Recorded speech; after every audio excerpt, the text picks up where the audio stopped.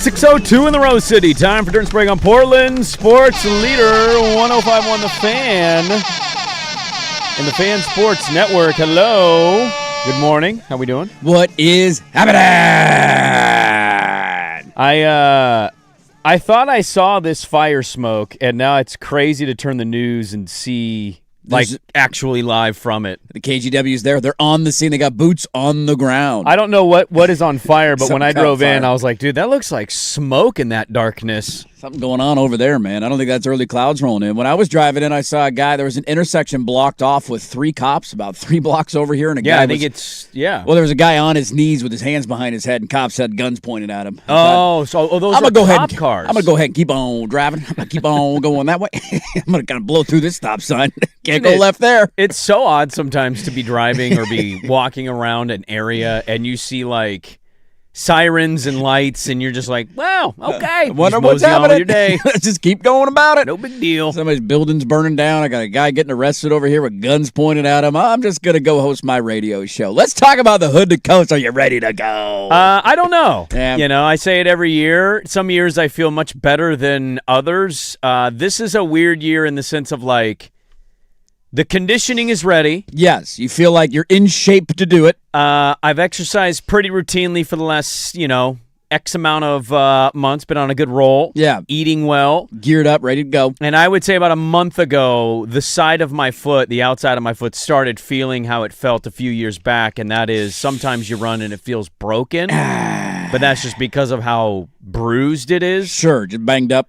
I don't really know what causes that. This is the second time it's happened to me. Are we talking like every time it hits the ground, you feel like a little bit of pain? Yeah, sometimes I walk during commercial breaks to go to the bathroom, and it takes me a few steps for my foot to not hurt. You got to kind of shake it out a little bit. It feels like legitimately like there's something on the outside of my foot kind of broken. Something has happened there, and you just have never dealt with it. Well, I had a doctor look at it because it happened to me one time, and they were like, it's not broken. What happened is it's just inflamed, and I overcompensate sometimes on one leg because my other leg has bad knee. Yeah, so it leads to the foot injuries. Yeah, it's got a little bit of that. So I haven't legitimately. I ran 1 mile in San Diego, right on the beach. While you're on vacation, you got to go for a run on the beach. Because where we were, it was too pretty. You feel like Rocky down there running on the beach. That's the only run I've had in like 3 weeks. That's the only one, huh? Yeah. I feel like that's kind of the way to do it, though, is it not? Like, you don't want to put your body through too much the month before the Hood to Coast, because we got a coworker, our guy Dave, who's loves this event every year. He's banged up. He can't do it. He popped his calf. He got a calf strain. Dave, what are we doing? A week before the race, you're going out running 6 miles? Calm down, man. Dave is more into running than I am in the sense of, like, he really studies it. He does it. He does, like, 50 Ks. He told me he was running 6 miles, and I'm like, the week of? Why? Just rest, stretch, hydrate, you know. What's that last 6 miles going to do for you? Oh, it does nothing. In fact, does nothing. They've done enough studies to conclude whatever you are 2 to 3 weeks out from the event is where you are. There's nothing you can do in 2 weeks that's going to make it easier or harder. You can run hills every day for 2 weeks leading into the event. It won't help. It just is what it is. That's the body that you got, and you got to go find a way through that race. I was bummed for him because you guys start talking about, mainly I shouldn't say you guys, he starts talking about the Hood to Coast with you. And then it gets me going. And then it gets you going. And I want to say those conversations start sometime around April, maybe even earlier than that. And I remember every time he brings it up, I look at the calendar, I'm like, dude, isn't that at the end of August? We got a ways to go here, man. Like, it's March Madness right now, and you guys I'm thinking football season when I think of Hood to Coast. You got a ways to go. Me too. So week 0. He looks forward to it every year, and so the fact that he can't do it is a big bummer. Do we know what legs we're running? What legs do we got? I'm starting the event this year for the first time. First time you've ever done this? I've ran every leg in Van 1 except the first. Okay, so you're popping your open downhill for 5 miles. It's about a 6 in change, and I would say about 4.7 of it is down the mountain. How do we feel like the foot's ready to handle the down the mountain? That's got to be harder on the foot, I'd imagine. It's harder on the knees. Harder on the knees. Downhill kills the knees. It's the quads and the knees because you're constantly you don't want to fall out of control. No, you don't want to get going. So too fast. In a way, when you're stepping, you're kind of like stopping. Yeah, to control yourself a little bit. So your quads and your knees, it takes a pounding on it. How are we feeling about it? I mean, Andy, come on. Is that a big honor to be the first leg, or is it a bigger deal to be the last leg? It just depends on your perspective. Like, do you take a lot of pride in being in good shape? No. I can't remember the last time I was in good shape. That's not really... If I was in good shape, yes. Hypothetically. If I was in good shape, I would take pride in it. If you take pride in being in good shape or being a really big, key contributing member to your team. You're the MVP. you're not running one. Oh. How come? One's the easiest leg. Because it's downhill. I think one is the easiest leg literally of all 12 Well, legs. you're ready to go. It's the start. You're all fired up. It's cool in the sense of like you're at the starting line. On your marks, get set. They say your team name and then they, all right, go! And everybody rings the cowbells. But then it's all downhill, and then after that, there's no fanfare. Yeah, like I know that it would kill my knees and quads. I feel like if I ran the Hood to Coast, that's the one that I would want to do. Number one. Just to have downhill momentum. If you ever did the event with me, like you were ever like, dude, I actually think I'm going to do it. Let's do it. This is the year. We do a whole midlife crisis show thing. running thing. Yeah. I would give you one. Like, right, because It'd you're be going your first downhill. year doing it. That sucks, and I'm not looking forward to the all downhill, but banging up your knees. the second run is probably the run I look forward to the most. It's 5 miles, and it's right here. It runs right past through our the area. building. It's Yeah. completely flat and The downtown. brutal one, I got to imagine, is going uphill through the Coast Range. Does that kill people? So I've done the hardest legs, and I would tell you the hardest leg is leg 5. You're the 5th runner. So the first leg of leg 5, How many are on a team? I mean, how many guys? 6 in a van. Okay, 6 in a so van. you all run your leg, and then you hand off. You get about a 5-hour break, and then they hand. It's just Is constantly. there an actual baton or something that It's you a hand bracelet. off? Oh, okay. It's like one of those, snap bracelets. Yes. Ah, okay. And it's so cool when you can like smoothly slap it on the next So runner. somebody sticks their wrist behind. Somebody does that, but it sucks when you go to slap it on the wrist and it bounces off and now it's on the ground.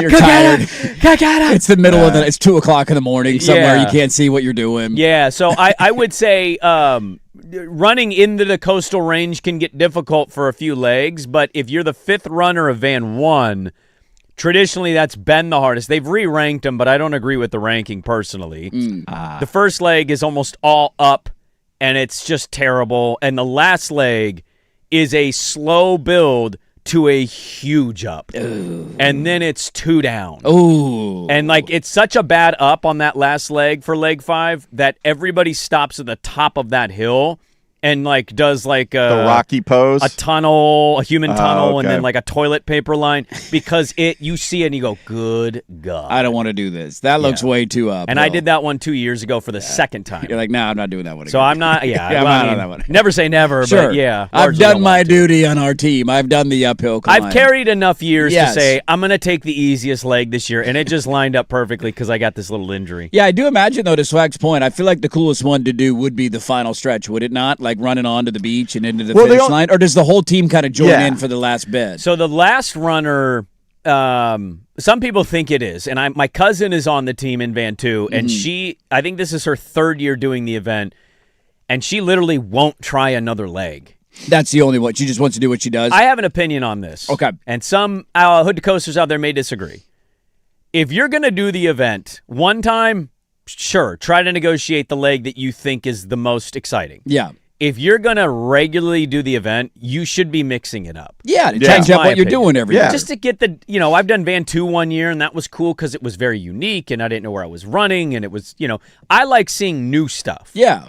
I don't want to, because if I run the same leg, I'll go, God, I know exactly where I'm at and how much more I have to go. Right. Right? I want a new experience. That makes sense. A little mystery on it Exactly. of like, hey, how far in am I? This is kind of fun. I'd say 99% of your final leg as the final runner is not beach.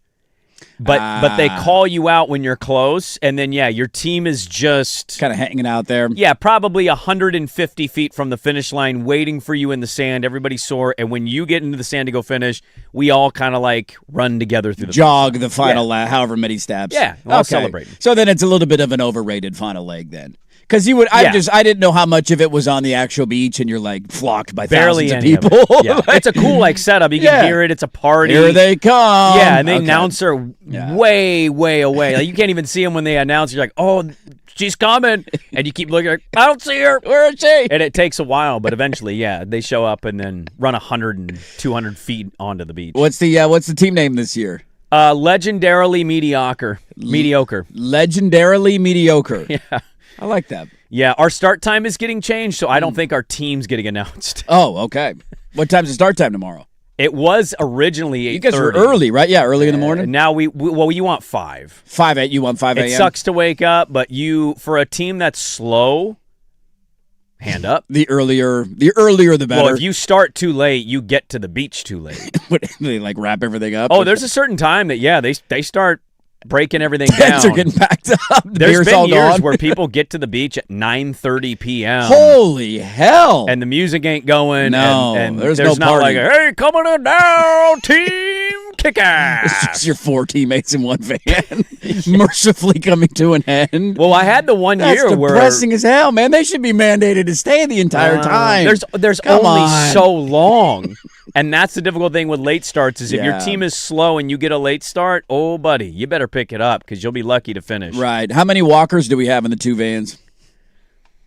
It's okay. You don't have to call out names. It's all right. I'm just curious. Because if I did it, I know that there would be periods that I would end up walking. It's one thing to take a momentary pause to walk. Yeah, like I'm 3 miles into my 6-mile leg. Let me take a little break here. I don't know.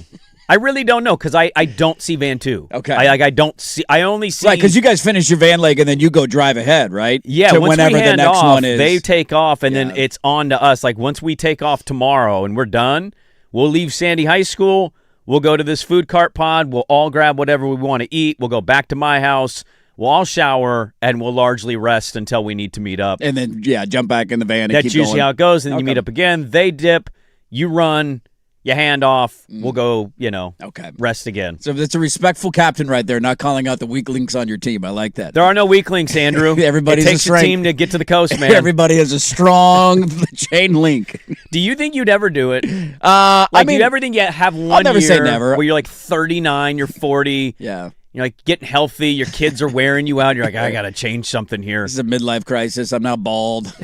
I need to go do some running, man. Bald is beautiful, brother. Bald is beautiful. I got a cue ball on top of my head. I might be shaving my head all the way down for this event. Fully bald? I don't know if I'm or like fully a 1. bald, but I might go 0. 0. Oh, yeah. Look at you. Looking like a chia pet. I might look like a chia pet, yeah. I'm still debating if I want to do it. I have to do it today if I do it. I've decided at some point I am going to shave all my hair off, but I'm not going to tell anybody when I do it. I'm just going to pop out. You're not going to expect it. Are you going to wear a hat? Yeah, are we going to know? I think you'll know. Even if I wore a hat, if I had no hair, like if I was bald, Are you talking about skin bald? Skin bald.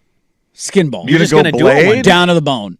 You gonna go razor blade? At some point, yeah. I mean, I might go like clippers first and then razor blade afterwards. Well, yeah. I think you should shave to a 0 and just see what it looks like. And then, if your head gets tan enough and you grow out your beard a little bit, I think you're going to look great. It's the hard part. You got to really worry about the hat tan when you're fully bald. That's what I'm saying. Yeah, you got to be out there exposed a little bit, get a little burn on that head. You got a little burn, you got to have on that tip. Dude, because bald guys that have good tanned heads. You got to burn your tip, yeah. It looks good. It does. It doesn't look bad. Good look. You can have facial hair mixed in there. Like, I can pull that look off. I'm going to grow out my hair one more time. This is like a last dance for me. We'll see how long I let it last. Are you trying to do the whole season? I don't know if I'm going to make it the whole year. We'll see. Until it gets to an annoying part or they lose, they start like 0-3, and then I do the same depressed hair shaving. I'm going to grow it out, and then at that point, whenever I decide to cut it, I'm going to cut it all the way down. And we're just going to test it out. We're going to see what feels good, what fits me. So, Swag, what would be a tell for you if he's not going to tell us, he's going to show up with it? What would be a tell for you that you think this could be the week? Because for me, I think it's going to be facial hair. Because I've seen his beard, he always has like a shadow at a minimum. Yeah, if it gets thick. If it gets like thick, and I'm like, he hasn't shaved that in a while. Start growing it out a little bit. I'm going to start thinking, balancing it out. He's coming in here, and it's going to be gone one day. That's going to be my tell. To answer your question, though, I mean, I could see myself doing it at some point. It's not something I'm actively thinking about, nor do I actively want to do, but I would never say never. Some people get into running later in life. Our guy Dave, he didn't start running until he was later in life. Dave now used to be a really fat guy who didn't do anything. Now he's addicted to it. He can't stop running. He wants 50 Ks, 80 Ks, 90 Ks. How many Ks you got? That's insane. I think my biggest problem is,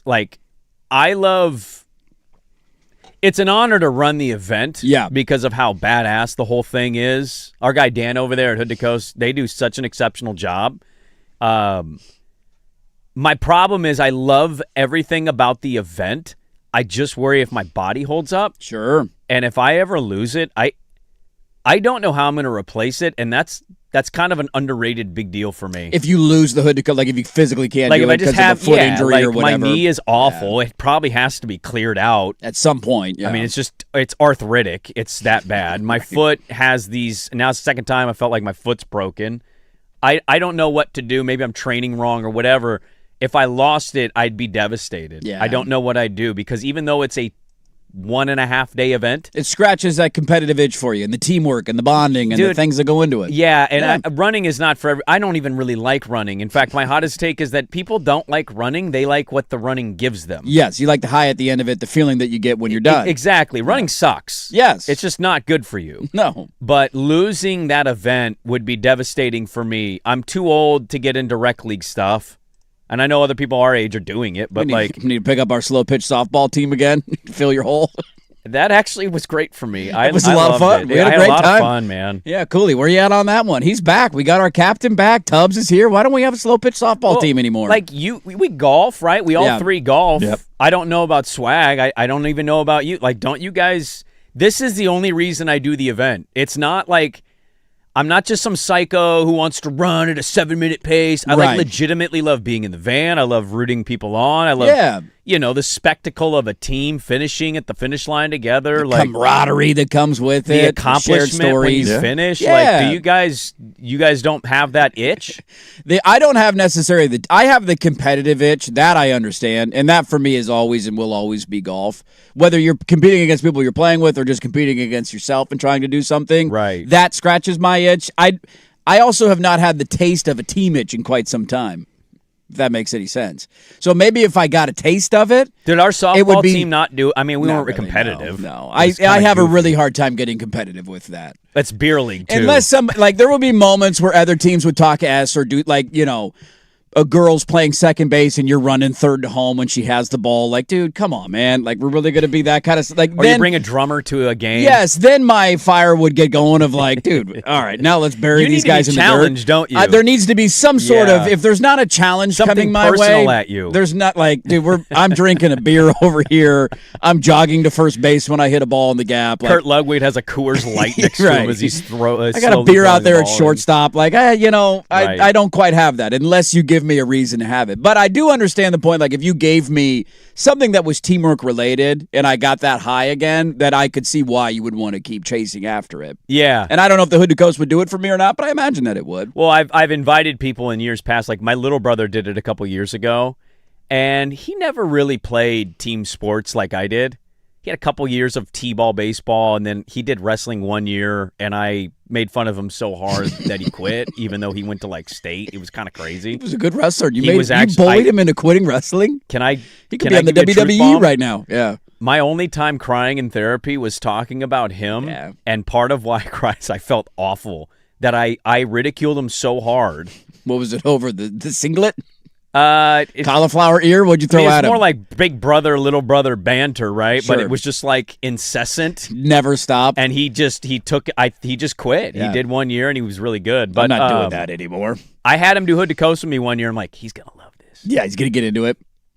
He couldn't have cared less. Really? Yeah. It was kind of a bummer reaction, to be honest with you. Yeah, that's a bit disappointing. Everybody's going to be a little bit different. And that's why I say, if I did it, I don't know if it would fill my team whole or not. You could make the argument it could. Depends on how you get along with the people in your van and the camaraderie that you build up. That's the tough part, I would imagine, for some, if you kind of parachute in, you don't know the people.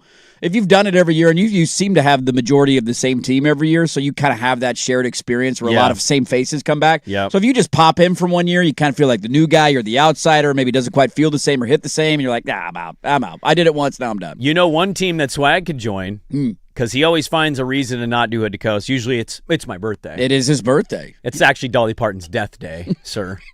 Working 9 to 5. There is a PDX to Coast speed walking event our listener just pointed out. And let's go. Nobody else in the fan studios has walked an 11-minute mile. Yes, we need that. I'll do that one with this Swag. I'll speed walk with you. Which, by the way, and I'm not trying to take shots, I'm just trying to give you a compliment here. That pace is faster than a few people on my team's mile pace when they run. You just acknowledged you got some walkers. No, I did not. You just acknowledged it. I acknowledged how fast he walked. Some walkers here. Dude, he was huffing and puffing on that walk. So I'm looking forward to the event. I am bummed I'm out. It's kind of like a vacation back. Oh, I'm out again. It's a football Friday. We'll be all right. I think you'll be all right. We'll be okay. We got enough to get to tomorrow. It's a football Friday, and today is a football Thursday. Yes, it is. God, today we have quite the slate, even though the games will probably largely suck. I do have a question in regards to preseason football on Thursday, but coming up next, we're going to do an early dirty poll check. Who is the number 7 team in all of the land, according to one Anteater Johnson? Find out next on 105.1 The Fan.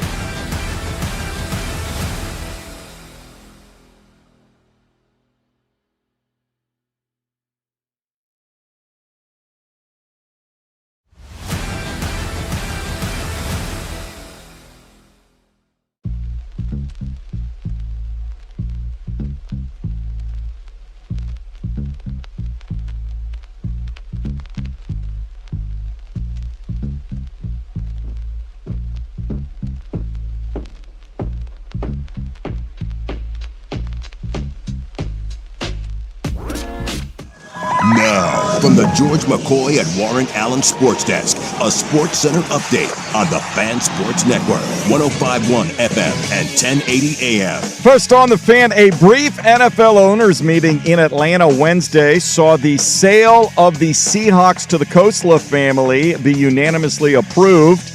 The Pro Bowl game officially put to rest. They will still vote for Pro Bowl players.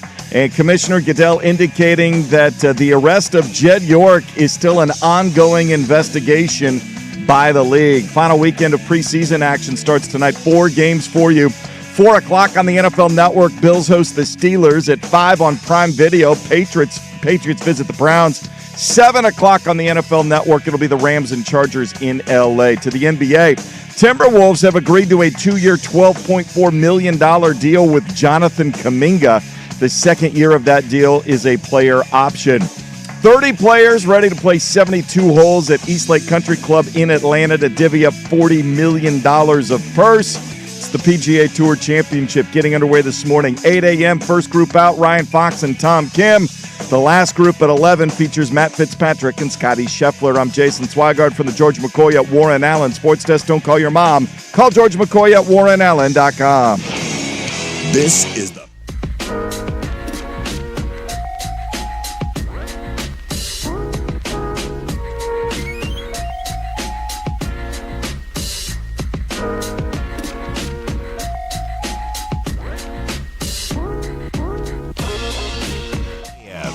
Fan. All right, welcome back in. It is 6:28. You know, usually we roll into other things in sports, and for the most part, we've been doing these dirty poll reveals one by one at around 7:30. Yes, had to move yesterday's to 9. Now Exactly. It's kind of we're bouncing around, man. Whenever they can go, we go. We Omaha in all circumstance, and we're going to bring on Matt Shodell of Kane Sport, which is an On3 production covering the Miami Hurricanes, who come in at number 7, according to one Andy Dirt Johnson, the runner-up in the national championship game. Yes, they were close to winning a title last year. Still loaded with talent. They brought in what you say is a better quarterback, and you have him all the way down at number 7? It's more so a sign of the depth at the top of college football than it is necessarily a feeling about Miami. That, if that makes any sense. Like, I think Texas yesterday and Miami today showcase how thick it is at the top and how any of these teams have a legitimate shot at winning a national title. Well, let's bring on Matt Shodell right now. Kane Sport on 3 production. A lot to get to with Miami at number 7. Matt, good morning. Thanks for hopping on with us. We appreciate the time. I want to start with one thing I have noticed. I'm not a big Mario guy, largely because he was one of the worst people I've ever had to interview in my life. But what you can't say about Mario is even if he does, you know, from time to time, screw things up in game. We've seen that in Miami. We saw it in Oregon. It feels like somebody that is always willing to evolve, change, morph, do what it takes to get to the next level. And last year they took a step and got to that national championship. I want to ask what stood out that was different about Mario Cristobal last year from previous years at Miami. That's a great question. Well, it's interesting. I don't think that Mario's changed at all, honestly. He's always been a great recruiter.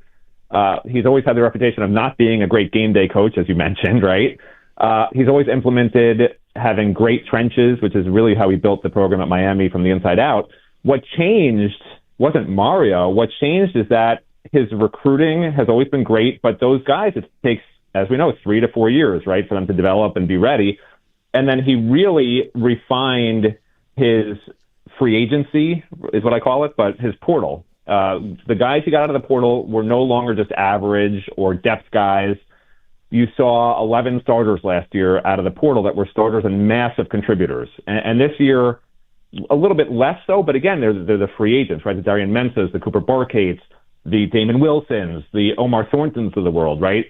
So really, to me, and I say this a lot down here, but I feel it's true around the country, you can be a great coach, but if you don't have great players, your team's not going to be great. And you can be an average coach, and if you have great players, your team's going to be great. That's my opinion. I think Mario's a great coach, maybe not a great game day coach, but in college football, if you have the recruiting in place, the assistant coaches to get the development in place, and you can use NIL money to get top players around the country to fill any holes you have, you're going to be a great program. And that's why I think Miami's on the right track, not just for this year, but really for the foreseeable future. Yeah, it's hard to disagree with that. The Jimmies and Joes will always matter, and he's great at getting them. It's funny when you look at Miami, and correct me if I'm wrong here, but as I go through the roster, and you mentioned some of the big portal guys that they brought in, I do think they've upgraded at quarterback. I think Darian Mensah is an absolute stud. Not that Carson Beck wasn't good, just a different player, and in my opinion, a higher level player in college.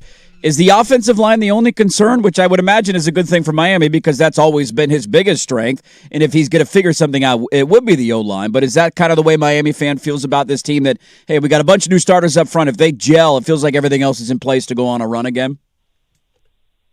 Yeah, to put it simply, yes. The issue that fans and reporters have right now is that the quarterback, I agree, Darian Mensah is an upgrade on what we saw last year from the quarterback. The running backs are all back. The receiving core is probably as good as we've seen here since 2001 when Andre Johnson was running around the field. I mean, out of this world good, right? First time in Miami's history they've had two high-level 1,000-yard receivers returning. Tight end, Elijah Lofton's healthy, and yeah, the room's not deep, but he looks really good, right? Which leaves the offensive line. And the weird thing to me about the offensive line and why it's sort of, it can go either way, is they didn't add anyone in the portal that's meaningful, and they lost 4 starters, 3 of whom were drafted, including first-rounder Francis Mauigoa. So they're going to have 4 new starters. One of them, Samson Okunlola, who played quite a bit, but Samson's moving from guard to tackle. The only returning starter, Matthew McCoy, who's pretty good, he's moving from guard to tackle. They're starting a freshman at guard who really has only played tackle his entire life. It's going to be probably Jackson Cantwell over Ben Congdon, who's also a true freshman. On the other side at guard, they have a guy who's never started, who's very small, S.J. Alafatuli, but who's very athletic. And at center, they got a 6th-year guy who was supposed to start a couple of years ago, but wound up getting hurt for the season. And it's to be determined if he's going to be really good or not. That's Ryan Rodriguez. The caveat to all that, because in a normal world, you'd look at that on any team and say, yeah, that's a massive question mark. That area really might be very questionable and not do real well. But Alex Mirabal and Mario Cristobal, as you know, in Oregon, have this history of understanding and knowing and developing offensive linemen better than anybody. So the fact that they knew these guys were coming back, the fact that they didn't go in the portal because they could have said, oh, these guys aren't good enough, let's spend some money and get, a really great offensive tackle, a really great offensive guard, and they did not do that, means to me that they're very comfortable with the offensive line. So who am I, or who are you, right, anybody listening, to say, oh, the offensive line's going to be terrible, or the offensive line won't be good, or the offensive line's a question mark, right? So I could see it going either way, where if it goes the wrong way, that would be sort of shocking, because that means Alex Mirabal and Mario Cristobal had a bad evaluation on their own offensive linemen that they recruited and developed. If that happens, we'll point the blame squarely at them. I have a hard time seeing that being the case right now as we sit here, but it's not out of the realm of possibility. Right. Matt Shadell, our guest here, Kane Sport, On 3 production. Really good stuff at Kane Sport. You can find all the good coverage over there. Our guest here for the number 7 team, according to one Andy Johnson, is the Miami Hurricanes. I look at the ACC and I have a lot of questions. Somehow, weirdly, they get to the national championship, but I think technically in tiebreakers they finished 5th, but represented the conference because you're not sending an 8-5, 8-4, whatever it was, Duke team to the playoffs. So we know that winning the ACC, they haven't done it since they joined the conference, and we know that's a huge thing. The next little hurdle to get through, they want to win the national championship, but winning the conference. Who is the biggest threat to them in the ACC this year?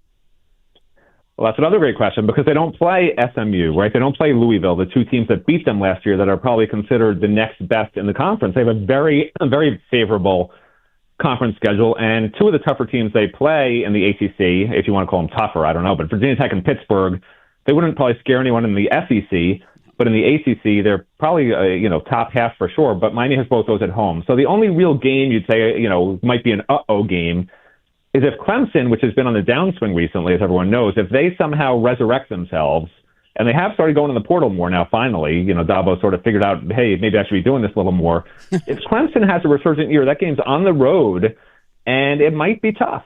But that's really the only game I see on the schedule that's a real uh-oh in the ACC game. And the ACC, by the way, also has changed its format now after the disaster of last year, and they're no longer going to use some crazy complex system. It's basically going to be, if you finish tied for first or second and the polls have this team higher, then that's the team that'll be in the ACC title game, which makes the most sense, right? Because last year we were using some crazy formula to try and figure out which of these 5 or 6 teams might play in the ACC title game.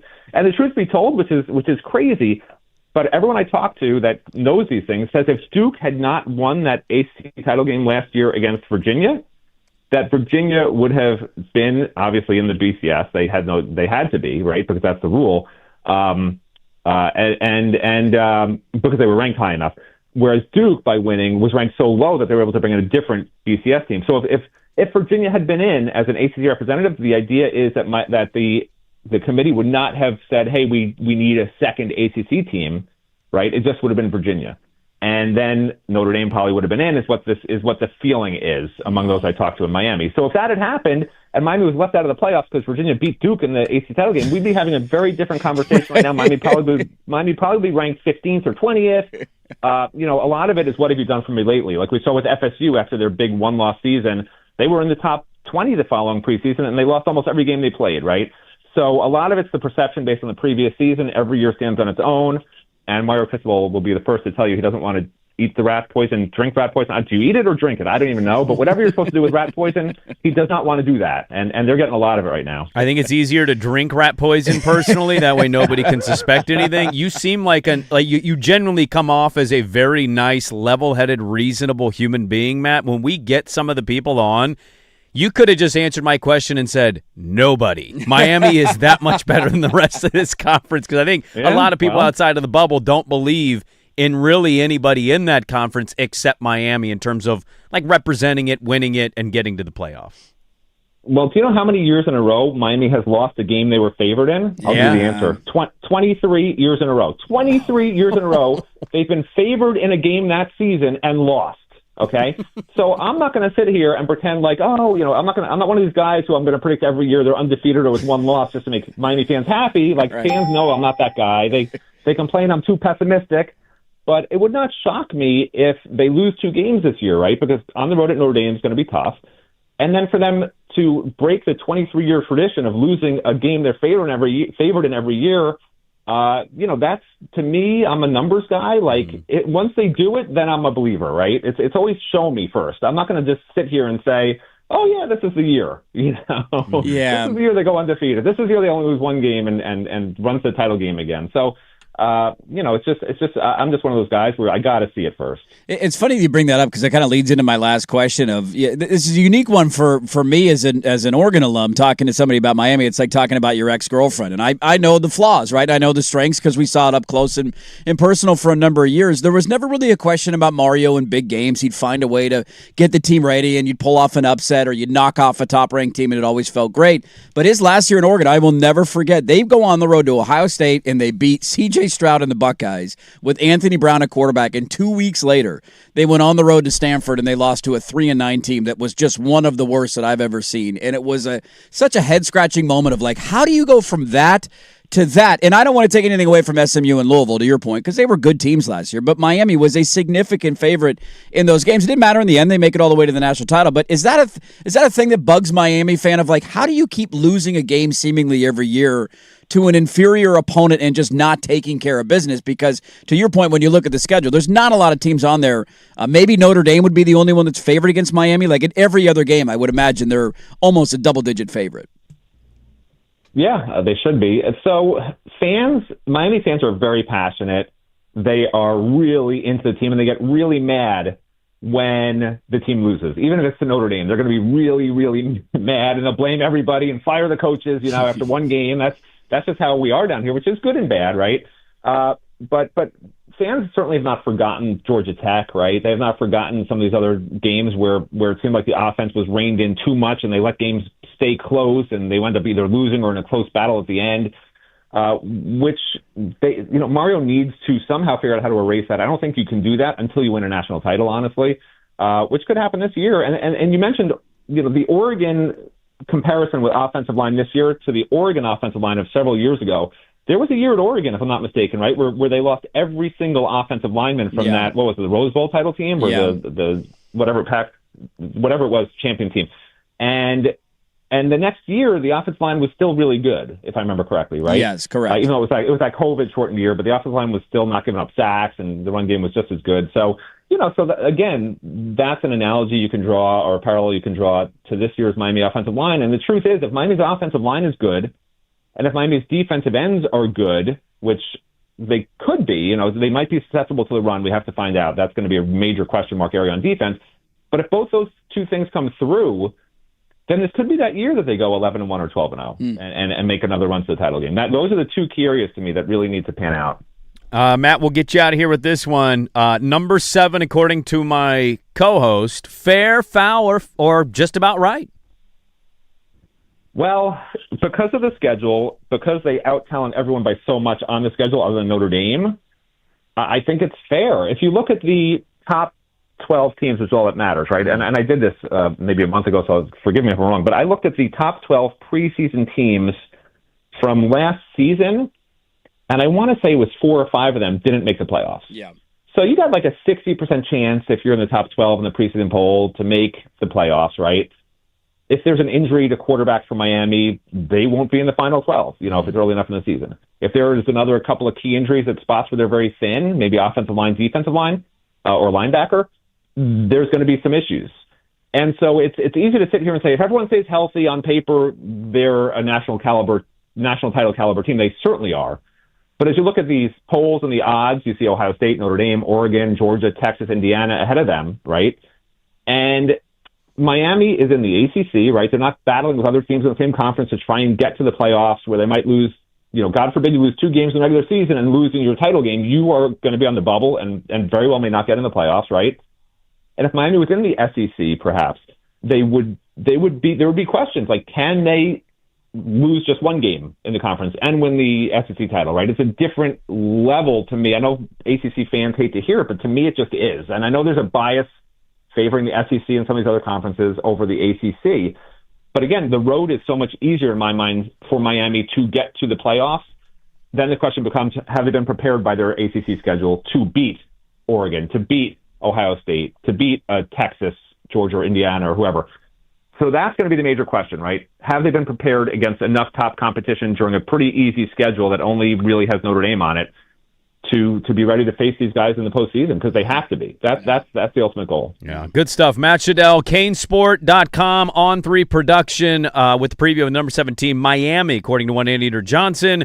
Look forward to seeing what Mario has cooked up a year after getting to the national championship. Matt, thanks for the time. We appreciate it, and let's catch up with you soon. Anytime. All right, there we go. Matt Shadell, Canesport.com. On the Miami Hurricanes, who you have at number 7. We went a little long with him. I want to carry it over with asking this question going into the break. Should you feel this way about Mario Cristobal? We'll get to that coming up next on The Fan.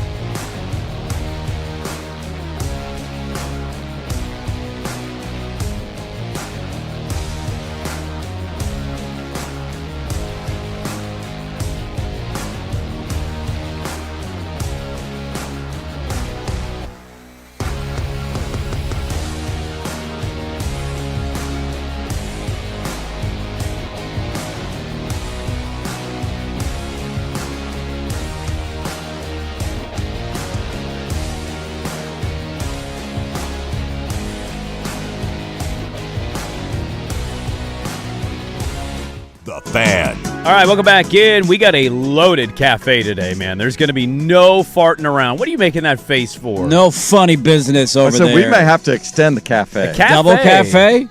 We might linger. Order another round. Extra cup of coffee. I need an extra cup of coffee. Swag was out at the ballpark late, and I think he saw Azim and went, holy crap, Sprague's asking me to find 4 clips and sent me 10. Yeah, I woke up to texts that were, it's the 11th inning, it's the 12th inning. I'm like, it was oh my God. 1-0 at the end of the 7th inning. The Hops won 11-8 in 12. There you go. That's baseball for you, man. Fireworks. I'm going to ask you something I've been thinking about, and then I wanted to wait till we got to Miami. Good stuff from Matt Shadell. Yeah, very honest assessment. I like that. What, in your best guess, is Oregon's program if Mario Cristobal never got the job? It's a tough one. It's a tough one because Willie Taggart was the first to kind of do the recruiting at the high level thing, but it was such a short amount of time, and the way his coaching career went, it's hard to see that ending well. He certainly established an expectation at the line of scrimmage that has put Oregon on a different trajectory. So are they where they're at now?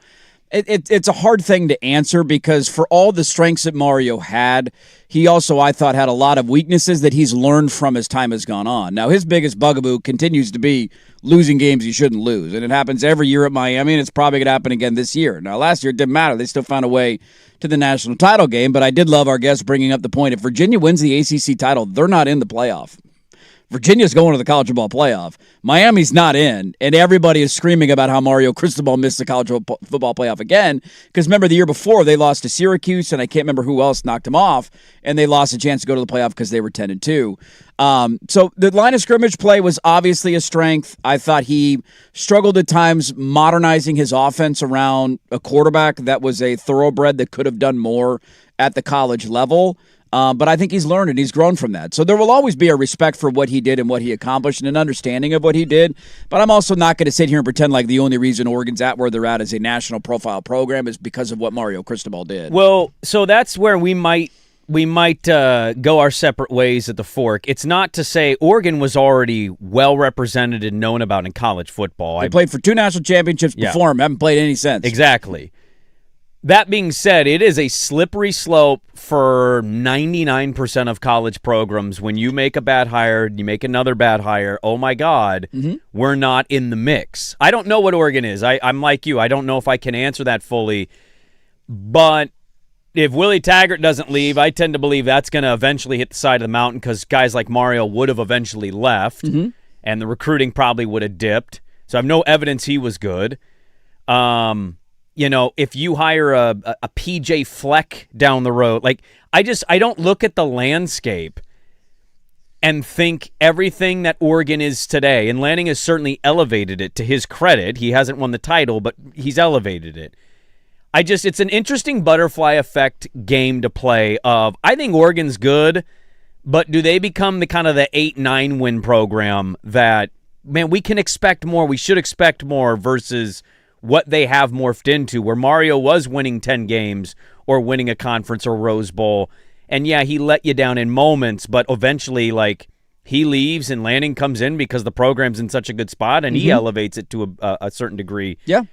I just think there's an element of, like, understanding frustration of a guy and what his weaknesses are and were, and recognizing that maybe without him, Oregon is not irrelevant, but they're a program that is not sitting in the position they're in today. Yeah, I think in a different era, you could probably make that argument. I disagree in the modern era. Like this format and system we have right now, how many programs are in a position to benefit from it more than Oregon? Well, but like is Oregon any different? Let me ask you this. Is Oregon any different? I'm not talking about from a win-loss perspective because I think I don't remember what their record was last year. Is Oregon any different than current Tennessee? And I'm not saying you know the answer to that. You may not agree with that. It's just an interesting thing to think about, like what the impact was here, even if it let you down in spots, and then how that leads to Dan Lanning. Sure. Versus you don't hire him, you keep Willie T because he doesn't go to Florida State. Yeah. He fizzles. I think we all would agree he fizzles out, and then if you fizzle out, what's your build-up point from that, right? And like this again would be my point. And I see the Tennessee point is valid. Tennessee's a tough comp right now because they made the playoff, then their quarterback left in the offseason. And if Nico had stuck around, are they a playoff team again the last year? Certainly. And then you maybe feel differently about it. The only I see the point, and I think there is a balance of letting bygones be bygones and appreciating what Mario accomplished here. I also Oregon has money to spend, and in the modern era of the sport, I don't care what you were. We just had Indiana win a national championship, so what you were the 2-3 years before that doesn't necessarily preclude you from becoming something that you haven't been. So in a different era, like had this happened 10 years ago, I think the argument would have been much stronger of like, damn, thank God that guy established recruiting. But had the thing cratered for a little bit, and then NIL came around, like Oregon's still going to be a player for the best players in the sport. So there's a balance there. I think we're both kind of right because I agree with your NIL and money point. And then the other thing, but the right coach has to be no doubt about it. The paycheck. I think the Mario thing that I will always appreciate is Oregon was always a very sexy, flashy team, and they couldn't hang at the line of scrimmage. And that changed when Mario took offensive line serious. The defensive line, maybe not quite as much, but offensive line in particular, they became one of the best units in the country seemingly every year. And they got guys like Penei Sewell and Jackson Powers Johnson to start, and then Lanning took over. The only other thing that I would say to disagree just slightly with you is how much roster turnover there was from Cristobal to Lanning. Now, again, to be fair, it was coming out of the COVID bubble, and it was just kind of a weird time and extra years of eligibility and all that. But I think I remember in year 2 for Lanning, it was like an 85% new roster. And this is one of the arguments I made at the time about him versus Kalen DeBoer, because DeBoer had basically all of Chris Peterson's guys, and Lanning had kind of flipped his roster and like, this is his team. That's not really Kalen DeBoer's team. We'll see how that plays out. And then DeBoer ended up bolting for Alabama. A definite appreciation for what he's done. If Miami's going to be in the college football playoff this year, with their schedule, they might blow a game that they shouldn't. If they beat Notre Dame, they're a lock and automatically in. I have a really hard time seeing anybody else win the ACC this year. Good stuff from Matt Shadell. If you missed that, you can check it out, 105.1 The Fan. Loaded second hour. Let's get into the Cafe. Day Dirt and Sprague, hour 2 on 105.1.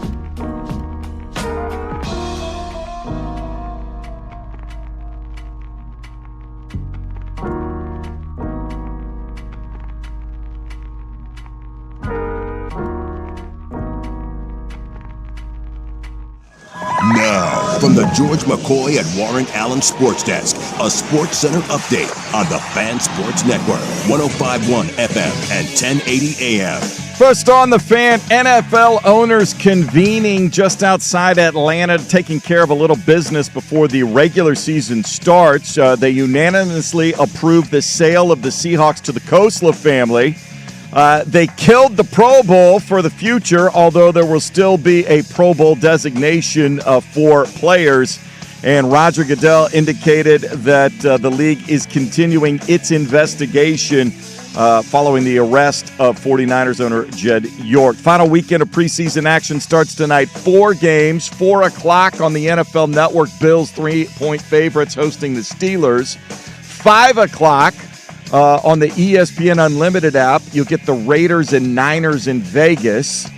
Then at 5 o'clock on Prime Video, the Browns host the Patriots. New England 2.5-point road favorites. The late game, 7 o'clock on NFL Network. Chargers 3.5-point favorites hosting the Rams. In the NBA, a deal did go down on Wednesday. Timberwolves agreed to a 2-year, $12.4 million contract to add Jonathan Kuminga. The second year of that deal is a player option. I'm Jason Swigart from the George McCoy at Warren Allen Sports Desk. Don't call your mom. Call George McCoy at warrenallen.com. This is the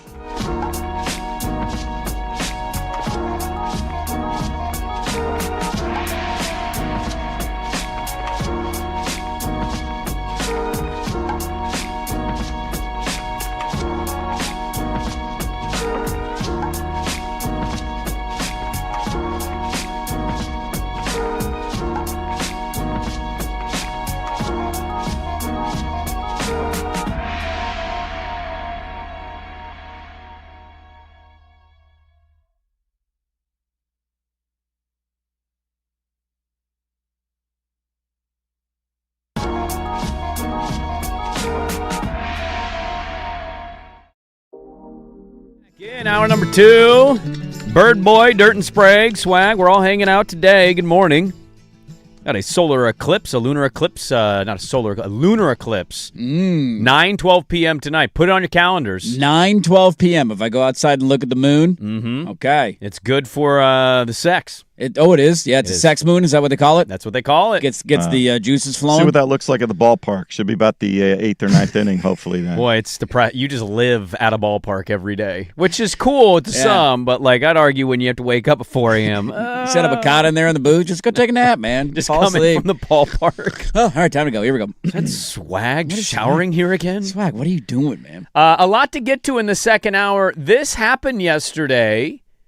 And no, I'm not talking about Jed York's arrest video. Yeah, that did come out yesterday. Although disgusting to find out he's a Yankee fan. That hurt my soul. Also really funny to hear the cop go, like, why are you doing this, man? You got all this money. You could do whatever you want. What are you... There's an element, like, he's very public figure. He's worth a lot of money. I'm not... There is a part of me that watches these, and I'm like, dude. You feel bad for him to a certain extent. To have all that released. It's already been bad enough. He's an absolute piece of crap, but I do feel bad for him for a little bit. Also, the sheepish look of like, that guy's taking a dump in his pants. He is freaked out. What did I do? Yeah. What are you doing here? Just driving. But something happened yesterday, and I thought it was pretty massive news. We haven't gotten to it yet. And so we need to talk about it because I think it is going to fly under the radar until it also becomes massive news to everybody else out there. Oh. So I'll tell you what I'm talking about. That's a dirty tease right there. In the second hour. Let's step into the cafe. Good morning. Hello. Good morning. I'm hungry today. Are you? I already ate and I'm still hungry. It's one of those days. I had a nice little breakfast. I had some chicken breast, over easy eggs, slight amount of rice, and a cooked hash brown. Sounds like a solid breakfast. Blended in a bowl. Do you want me to ship you some fettuccine Alfredo? You get a carbo load tonight? You need a carbo load for your run? Just bring you a big platter? One of my favorite episodes. Got a carbo load. Carbo load. I love Are you going to tape up your nipples so they don't chafe? No. Cover those nips. I'm going to join me and my friends. We're going to dip into a cab, go eat a nice lunch, have them drop us off at the finish line. Now we're talking. That's what we're going to do. Hey, we're at the coast. Let's go grab a beer. Let's get to a lot of what we need to with the audio. But first, the special today is an homage to an old and a goodie to a lot of people locally here. It's one I grew up on because I had family in Battleground in Vancouver. Today's special, we're going to call it the Fatty Patty. I love a Fatty Patty. Fatty Patties was a staple in the Vancouver Battleground area once upon a time as a breakfast institution. And they used to have a special called the Slop. The Slop. And it was exactly what you think it was. It was literally everything mixed together with white sausage gravy all over it. Yeah. Yes. It was delicious. I can't say yes fast enough to that. So I've been thinking about that lately because I loved the name Fatty Patty. and we're going to have the homage to Fatty Patty. So there you go. That's the special today. Let's dive in. Order up. Swing and a line drive over short base hit. This will score McLean, and the Reds have come all the way back. They have scored 7 times in the ninth and have taken a 10-9 lead. So that was Reds radio on the call. I pulled this largely because I saw the highlight, and I wondered, did my co-host see this? I saw a tweet about it, but no, I was not watching. The Reds were down 9-3 in the ninth inning against the Giants, and they came back and scored 7 in the ninth. They won the game. And by the way, you've noted this. I don't know if I've seen Giant fans down this bad, dude. There was nobody at that ball game. It's a day game against the Reds, who, by the way, also blow. They're not good. I totally am acknowledging it. Yeah, good. You shouldn't be at the game. There was nobody. Can I add something funny to this too? By the way, you can't hurt me anymore. It's kind of funny. My team has not had a sweep all year. I don't believe you haven't swept anybody once. I don't believe they've ever had a season in franchise history where they've gone an entire year without sweeping one opponent. Wow. They won the first 2 games of the series. And that was for their first sweep of the year. And they blew a 6-run lead in the ninth inning and lost 10-9. That's tough. Keep up the good work, guys. Swung on and popped him up. First base side. Son of Factor coming on now. The second baseman. And Basana makes the catch with a snow cone in the webbing. He somehow got it done. Bailing out Lowe, who was battling the sun.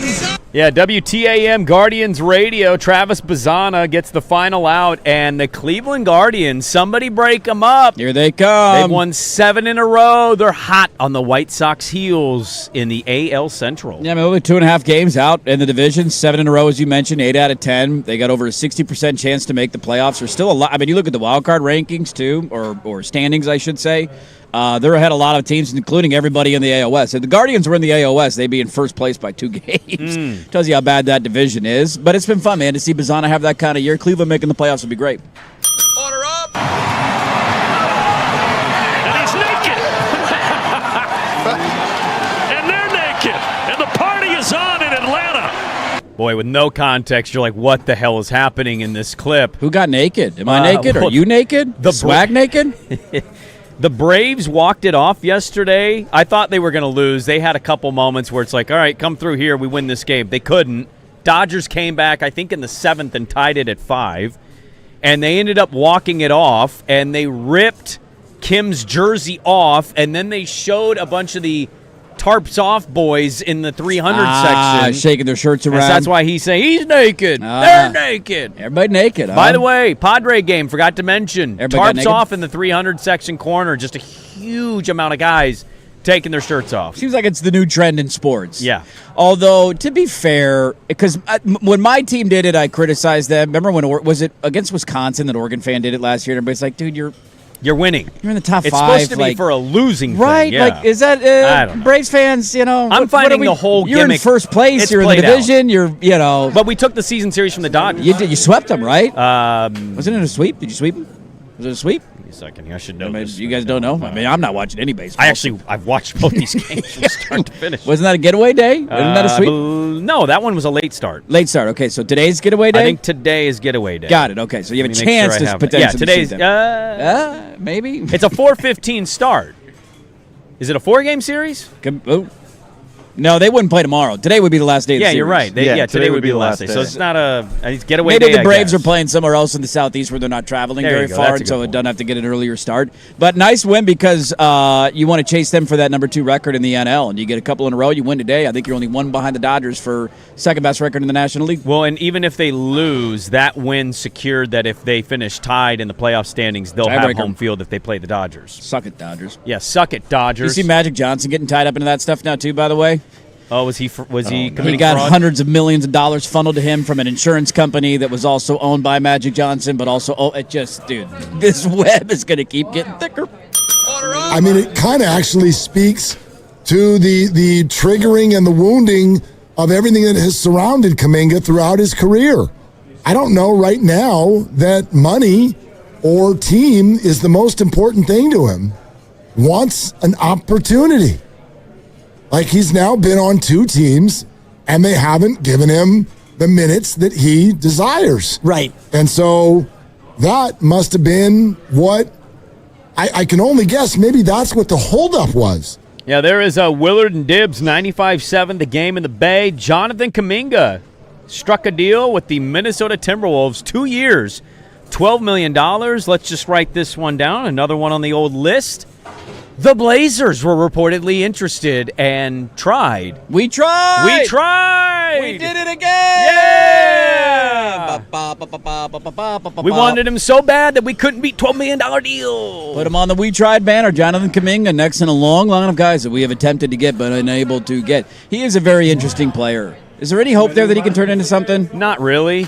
I just think that's an okay move for the Timberwolves. It's a guy that at any given moment can just give you 20. No doubt about it. And he's length, and that would have provided some versatility to your roster. But how is we tried and we couldn't beat a $12 million 2-year deal? What were we offering? 1 year, $10 million? I have no other reason to Can't believe do that, otherwise. Zach. Well, part of what they were talking about was in one of the explanations or when they announced the contract, there was a declaration or something that alluded to the fact that he appears to be assured a starting spot with Minnesota. Maybe we couldn't promise him that, and he wanted a chance to start. Yeah. Him playing only, I didn't realize this because I saw the news that he signed yesterday, and I thought, man, we tried again, that's stupid. And then I wondered to myself, how did he do? Because I remember him getting traded to Atlanta, and he went to Atlanta, he played 16 games in Atlanta.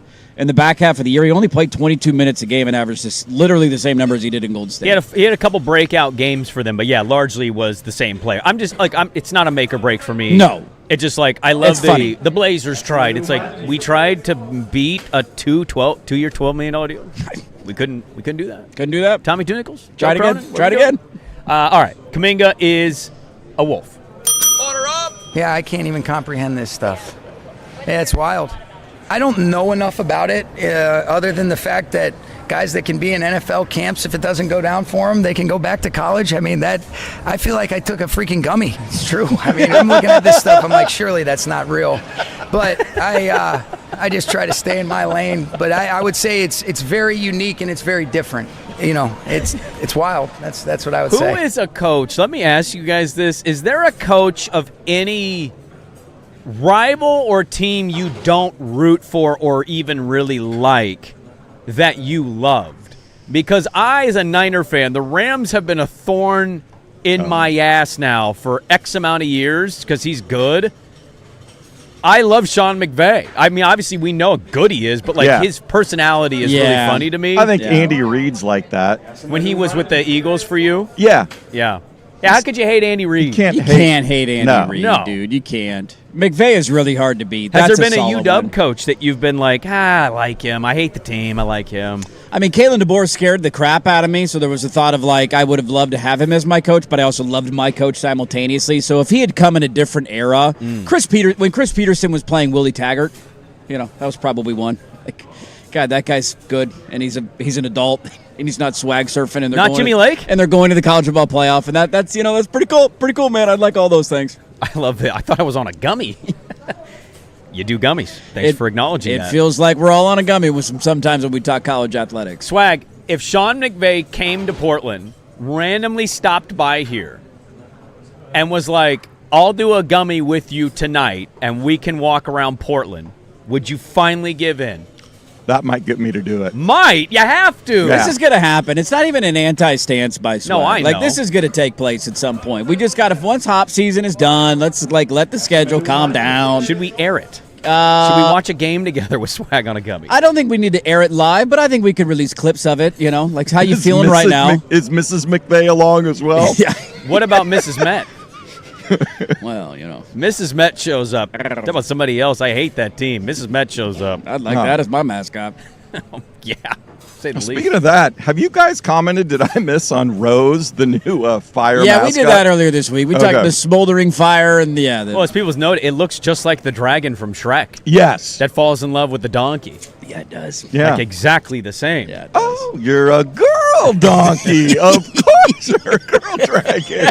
Of course you are. I think these reps are still so important. I know, we look at all this as such a big picture thing all the time, and but I still look at these reps for a young player as really important. And he's had a really good offseason and a good training camp, and I still think these reps are important for him to go out there and move the ball and move the team, put the ball in the end zone. And that's the goal. Dirt, I don't know if you're looking at the drops page. Can you guess who that is and who they're talking about? I know that's Kevin O'Connell. Then you know who he's talking about. Yeah. Did you see? So this is interesting. Yeah, what do you got? Kyler Murray will start for the Vikings. Yes, he will. Vikings will probably be more competent. Kyler probably going to be in the running for comeback player of the year. What is it? It's most probably improved, whatever it is in the NFL. I got a Vikings NFC North ticket. Good call. There is a report out of Minnesota. Not a report, more of a there's a rumbling. A rumbling in Minnesota. A whistle that in the they wind. legitimately might release him. That he has been so bad, and now he's injured. Injured. I love that he's injured. That he would, had he been healthy, he most likely would have been the emergency quarterback for week 1. It's a fun game of wow. Who's had, because this is kind of going on in Atlanta right now with Tua. Like Tua was in a race by himself because Penix was hurt, and he might be their third string quarterback. He's been so bad. It was like you lost a job that you weren't even running against anybody. Right. Like of who's had the worst camp. It's JJ not McCarthy. even close. Deshaun somehow won the starting job, but he probably would have been in there anyways. That's more of a sign of Cleveland. But Tua, Cam Ward is in this, right? Cam Ward's had a really rough preseason in camp for Tua sure. at least has something in his resume. No doubt. That's what I was going to say. And Bryce Young, by the way, not a great camp. Had multiple interceptions yesterday against the Texans. Tua's at least made the $200 million contract. Yeah. Now, he didn't get every cent of it. He's been to the playoffs. He's had a moment.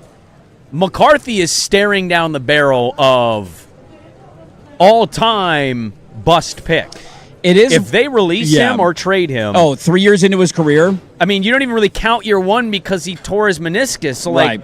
of 1 year of actually playing for the franchise that picked you and they move on that quick, if that happens, Right. that's all-time bad pick bust stuff. And you're going to look back as a Vikings fan and think about, like, man, we traded up to 10, right? Because I think they traded up to 10 to get him, if I'm not wrong. Brock Bowers went 3 picks after that. Like, you go down the list Could of have had guys. Sam Darnold and Brock Bowers. Right, Jared Verse was after that. Man. Now, this is Quinyon Mitchell has been really good in Philly. Like, that's just to name a couple of guys off the top of my head. That's not to mention the other quarterbacks that were in that draft. Right. It just, look, we all get things right sometimes and wrong sometimes. This was one that I feel like everybody who watched college football, Everybody. unless you're a Michigan fan, was in unison on. No doubt. This guy's the Jimmy Garoppolo of college football. They win games with him attempting 9 passes.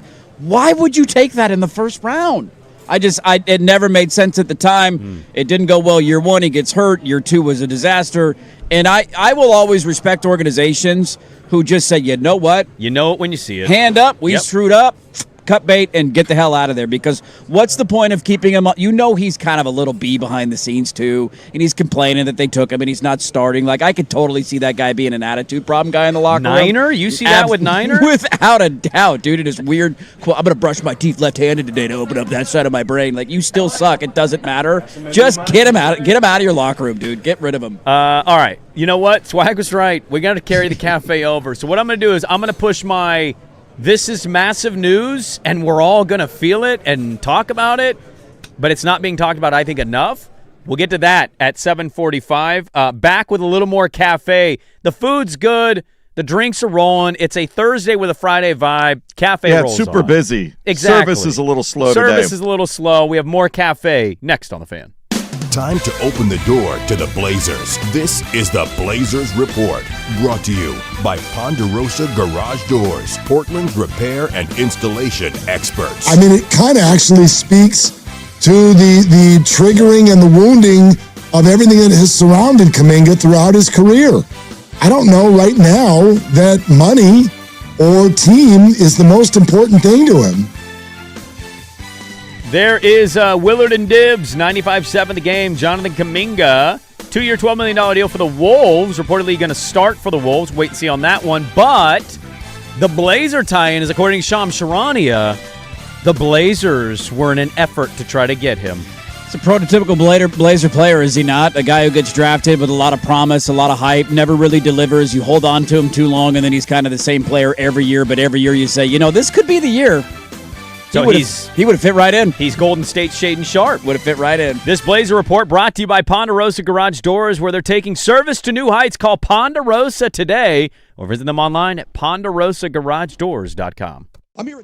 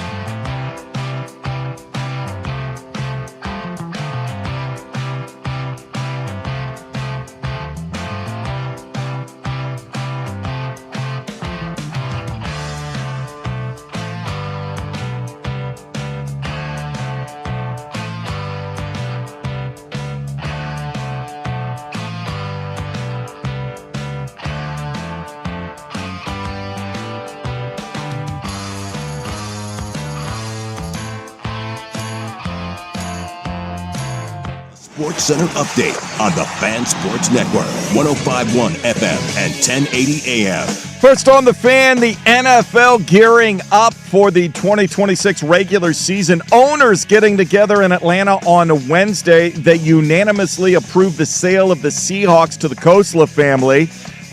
They put rest to the Pro Bowl game once and for all.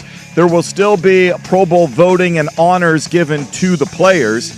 And Commissioner Roger Goodell indicated that with the arrest of Jed York, the league is continuing its investigation to see if there is a violation of the personal conduct code. Final weekend of preseason action starts tonight. 4 games in all. First up, 4 o'clock in Buffalo. Bills host the Steelers. They're 3-point favorites. That one's on the NFL Network. 5 o'clock on Prime Video.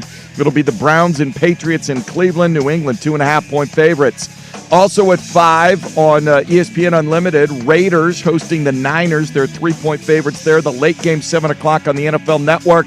Chargers, 3.5-point favorites hosting the Rams. 30 players set to tee off at Eastlake Country Club in Atlanta. It is the PGA Tour Championship. They will divvy up $40 million on Sunday. The first group gets underway in a half hour. Ryan Fox and Tom Gim. The last group is at 11 a.m. Scotty Scheffler and Matthew Fitzpatrick. I'm Jason Swigard from the George McCoy at Warren Allen Sports Desk. Don't call your mom. Call George McCoy at warrenallen.com. This is the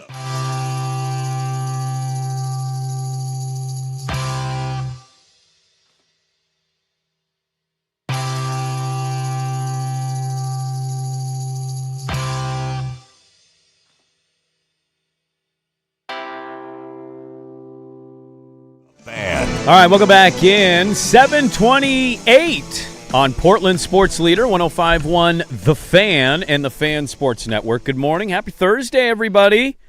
Hope you Hood to Coasters got all your rental vans. I got mine yesterday. Let me just say this. Are you going to decorate the van? Are you a van decorator? You put your name and, how many kills you get along the way. But Is that like people you cross, you pass? Yeah, everybody you okay. pass, you count as a kill. Got it. So you just, tally it. Yeah. No, I don't overly decorate. Yeah. Some people are really good with it. Yeah, put a cool design on it. I more care about the space inside the van. Yeah, that would be a little cramped in there. Well, we got a 15-passenger, and I took 2 rows out. Oh. So you have a whole section to stretch and lay down in. That's a brilliant idea. Thank you. Look at you. Shout out Brandy Joseph for the original idea, and now when I rent a van, that's what I do. Hey, if I'm running the Hood to Coast, I'm running in that van, all right? Let me lay down, stretch my legs out. Can I just say, as somebody that just experienced the rental car process in San Diego from the airport, ours is far better and accessible from our airport to our rental car port. But if you're renting a car and it happens to be at the airport, it's a terrible experience. To go there, but you're not landing at the airport. You're driving there to go get your rental car. For me, I'm a local, right? Right. So I needed to meet my wife so she could take my car home and I could pick the van up. I'm having a short-term park. You have to navigate where she's meeting me. Where do I go? Where do I head to? Yeah, much easier if you're just landing. You get off the plane, you walk out, and you go get your car. It's way easier. Like San Diego is land. Get yourself out of the San Diego airport, which seems easy. Then hop on a shuttle. Then drive 10 minutes away.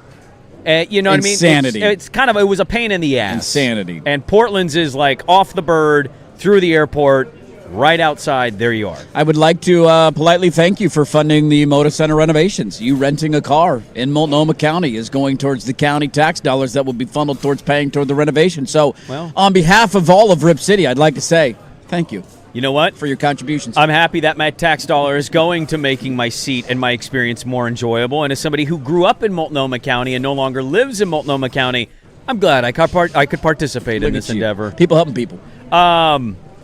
Cafe Day Dirt and Sprague coverage on the Fan is presented by Xfinity. Score the most reliable Wi-Fi, one price, 5 years guaranteed. Xfinity, imagine that. We had to roll on with the cafe because we have more audio. We need to be up in arms. Look, there's a lot of issues outside of our sports worlds where we should be unified. Yes. Not screaming at each other, but screaming like, stop, stop, stop, stop, stop. And we don't. We get mad at each other over dumb crap. But in sports, we need to be up in arms with pitchforks over this, and I'll tell you what that is at 7:45. But let's roll on with the cafe. I don't know like what exactly went down or how I did it. I'm gonna be honest, I really don't know. I just it was like an incident of me missing the ground and missing my footing and something like that. No, I don't think I got tangled. I think it's like something on my own. Scary news for fantasy football people and Bengals fans alike.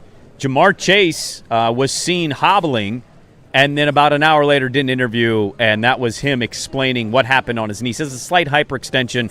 He'll be okay. He'll be ready to go week 1. Yeah, they're gonna wrap him in bubble wrap. He'll be ready to go for the start of the year. This is the beauty and the curse of training camp, is it not? Because some injuries happen. You see the video of it and you go, "Oh my God!" And then you find out that guy's out for the entire season. And then there's other ones where, rank the important players for the Bengals this year. I don't know where he shows up, but he's definitely somewhere in the top 5. And if he is to go down and that's a significant injury and you're out for the year, like all the pressure, all the expectations, everybody looking at Cincinnati saying, can you stay healthy? Can your offensive line be good? If he were to go down in training camp, it'd be devastating. Instead, it's just a scare, and he's likely to be ready for week 1. I thought he did well, and I don't want to put words in Mike's mouth, but I thought he looked good. He moved around well. I think all that work, like I've told you guys the whole time, and you've seen it with your own eyes, like he's put a lot of work into this, and I think you see that in his getting away from center, making throws, et cetera, et cetera. There's Kevin Stefanski, 2-time Coach of the Year, offensive genius, and guaranteed to win in Atlanta. On Michael Penix, who will not start their last preseason game. It's a very weird situation. Sounds like he's clear, but why would you not play him? I don't understand this. Well, and I don't know who's going to start week 1. I don't know what to make of what's happening in Atlanta other than Penix has to start, doesn't he? He has to. Why is he not starting in the preseason game for a series? I have no idea. Why would you not give him just a couple of snaps just to get your feet wet, throw a ball or two, even if it's the what was Herbert 3 and out last week? Like, just go get a cup of coffee, stand out there, feel what it feels like to be on the field again. Like, call play in the huddle. Like, feel the rhythm. Yes, feel the rhyme. Get on up. It's preseason time. I don't. If you start anybody other than Penix, if I'm a Falcons fan, I'll boycott. I don't know how I would feel about him. I was certainly higher on him, and it has not gone well early in his NFL career. You never say never. Guys turn it around. Yeah. If you start Tua over him, or what's the other option? Cooper Rush? He's been terrible. There's no he is your starting quarterback. First, everybody doing what they're supposed to do, and it's really hard, 11 guys, to get them to do, their assignment, their technique, their job. I mean, it's never perfect, but you want to see that level of crispness and execution. It's execution. That's what I want to see the most, and you'll see that we're improving there. So I had to listen to this 3 times before I sent it. Did he say crispness, or is he saying Christmas? Crispness. How's your crispness today? I thought he just equated everybody syncing together as Christmas. Wow. I was like, yeah, well. Y'all get together, open up presents. He's not wrong there. You on the same page? Is it Christmas? Jim Harbaugh about Chargers camp so far. Yeah, or you got to find out if you're crisp, man. Injuries on the offensive line certainly don't help. Not great. Josh will not be playing Thursday. Okay. No, I know. No, I think Josh is on a really good man. I love how he's spending it, how he's playing football right now, and he's obviously the leader of our football team, and he'll be right there with me. Hopefully, I'll let him call some plays. Maybe on Thursday. He wants it all the time, but Josh is in a really good place. There's first-year coach Joe Brady. The Bills play tonight, 4 o'clock on NFL Network against the Steelers. Quite the extravaganza tonight. You've got Steelers, Bills, Pats, Browns, Niners, Raiders, and Rams, Chargers. I was going to get to an NFL segment, but the cafe went long, and I think we need to be up in arms. I'm going to ask this question because I think eventually you're going to touch on some of the NFL action tonight. We'll get to it at some point, yeah. Would you bet any of these teams or the field to win the Super Bowl? Any of the teams playing tonight? Any of the teams playing tonight, would you take the bet on all of those teams or the rest of the NFL is something you can ponder over. Oh, that's a good question. And by the way, I pulled that on Josh Allen not playing tonight. The biggest takeaway actually from Bills camp, Joe Brady and Josh Allen both publicly asking for grass. They're it's a big done deal with turf. Yeah, I mean, Allen is a bit of a golden child in the NFL, and so his voice carries some weight, if you will, and so I'm glad that he's speaking out on that topic. Now, this one is on the NFL Network tonight. Have you seen any of their home stadium yet? I saw from the first game. Who did they play? They played somebody at home. He played the majority of the first half. Yeah, it was really weird to me because it felt like I was watching. You lose The new stadium looks beautiful in some ways, but the camera angle and the way it's portrayed on TV makes it almost feel like I'm watching a game in Jacksonville. Having grass for Bills games threw me off. You're like, wait, what? Yeah. Because you're just used to them playing on turf forever. The seats aren't as close to the field, and so you don't see as much of that kind of atmosphere, if you will. That's like what happened with New England to me. Yes, it's kind of weird when you watch it. When they did the new stadium, old Foxborough felt like everybody was right on top of you. Packed, yes. And then it got corporatized. And so everything gets massively spaced out. You got half of a mile on the sidelines. Yeah. That is a great question about tonight's slate. Think about that. I'll noodle on that. Ponder it. We'll get to it because there's a lot of games tonight. Would you take, so it'd be 2, 4, 6. There are 8 teams playing tonight. I mean, throw out the Browns, throw out the Raiders because that ain't happening. I just throw them all in. But everybody else, big lump sum. Sure, yeah. Would you bet any of them or take the field? Order up! Nah, I mean, I got to do my job. At the end of the day, they have to do their job. So I never want to go out there and complain about X, Y, and Z. That's not me because at the end of the day, I can control what I can control. And everybody in this organization, on this team has a job to do. So who am I to go out there and try to do other people's job? You know, my job is to come out here and get better as a football player, lead this team. So ultimately, when November, December, and those months come around, we can win football games. There's Jaden Daniels not answering the question about how he feels about the offensive line of the Washington Commanders, which has reportedly been a disaster. Funny, that was the case last year, too.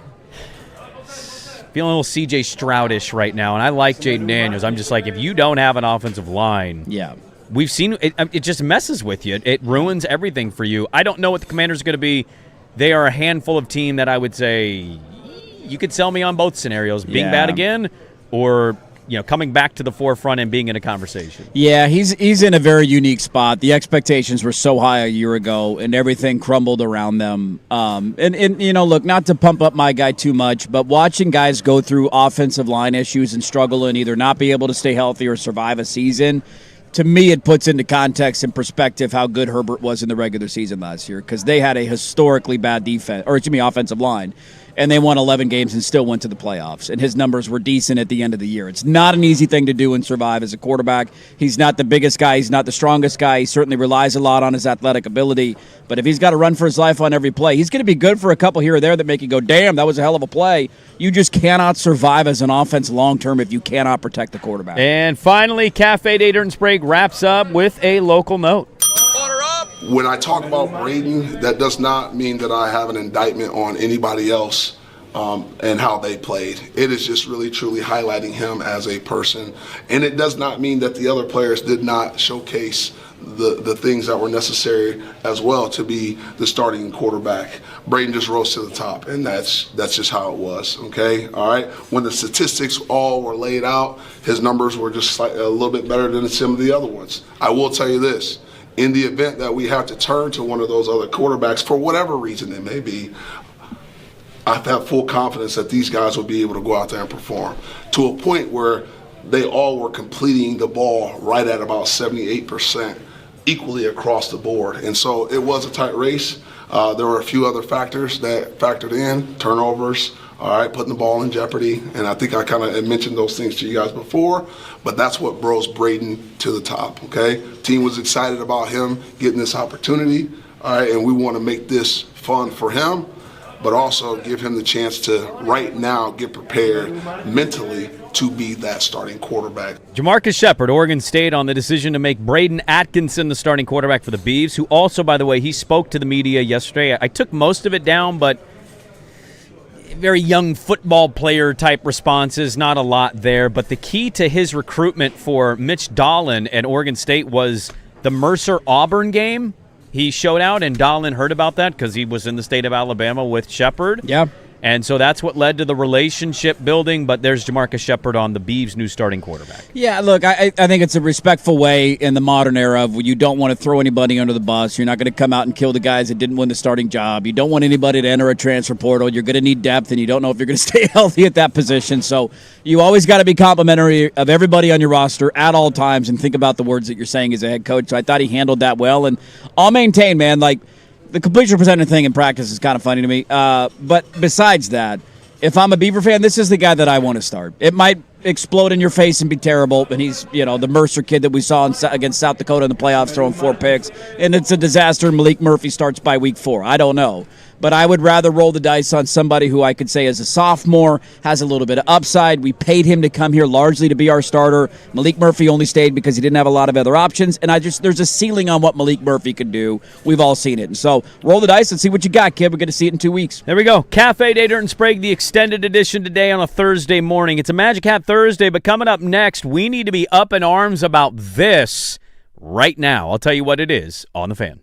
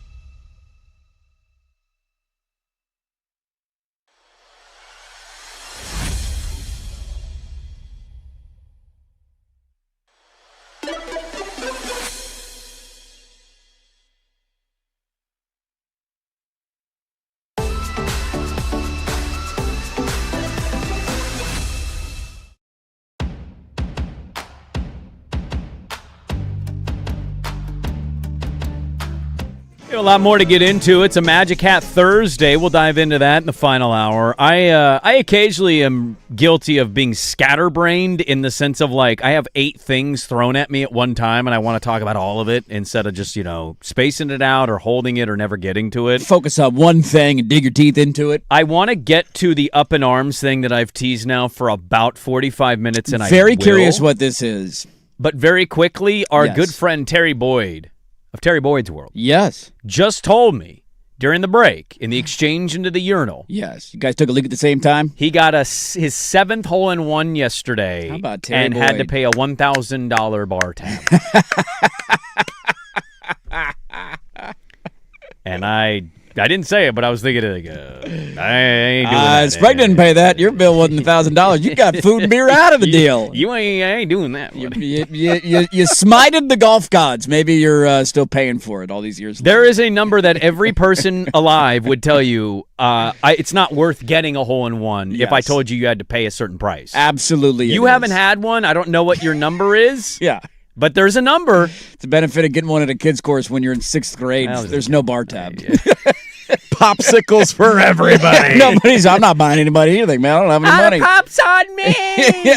Okay, all right. I mean, it is. You bringing this up as a rant every now and then is a really funny thing. Because I'm right. There's a lot of validity to what you're arguing. It's absolutely absurd. Are you kidding me? Yeah, it's just one of those old things that's stuck in golf and we cannot get rid of for whatever Now, didn't reason. it used to just be your foursome? Like you bought your foursome? See, here's the thing. That usually is what the case is. But when you're at a country club, like he's a member at a place, That's like you true. go back into the bar at the clubhouse, it's different. Like he plays They there. were doing a tournament. It's at a tournament. Yep. Like if the 3 of us are out playing golf, I would buy. Right, like, hey, I'll get Yeah. you beers. Like, if I got a hole-in-one, I'll buy you a cocktail and maybe a beer after the round. Like, I'll cover your drinks for the rest of the day, but it's not going to cost me $1,000.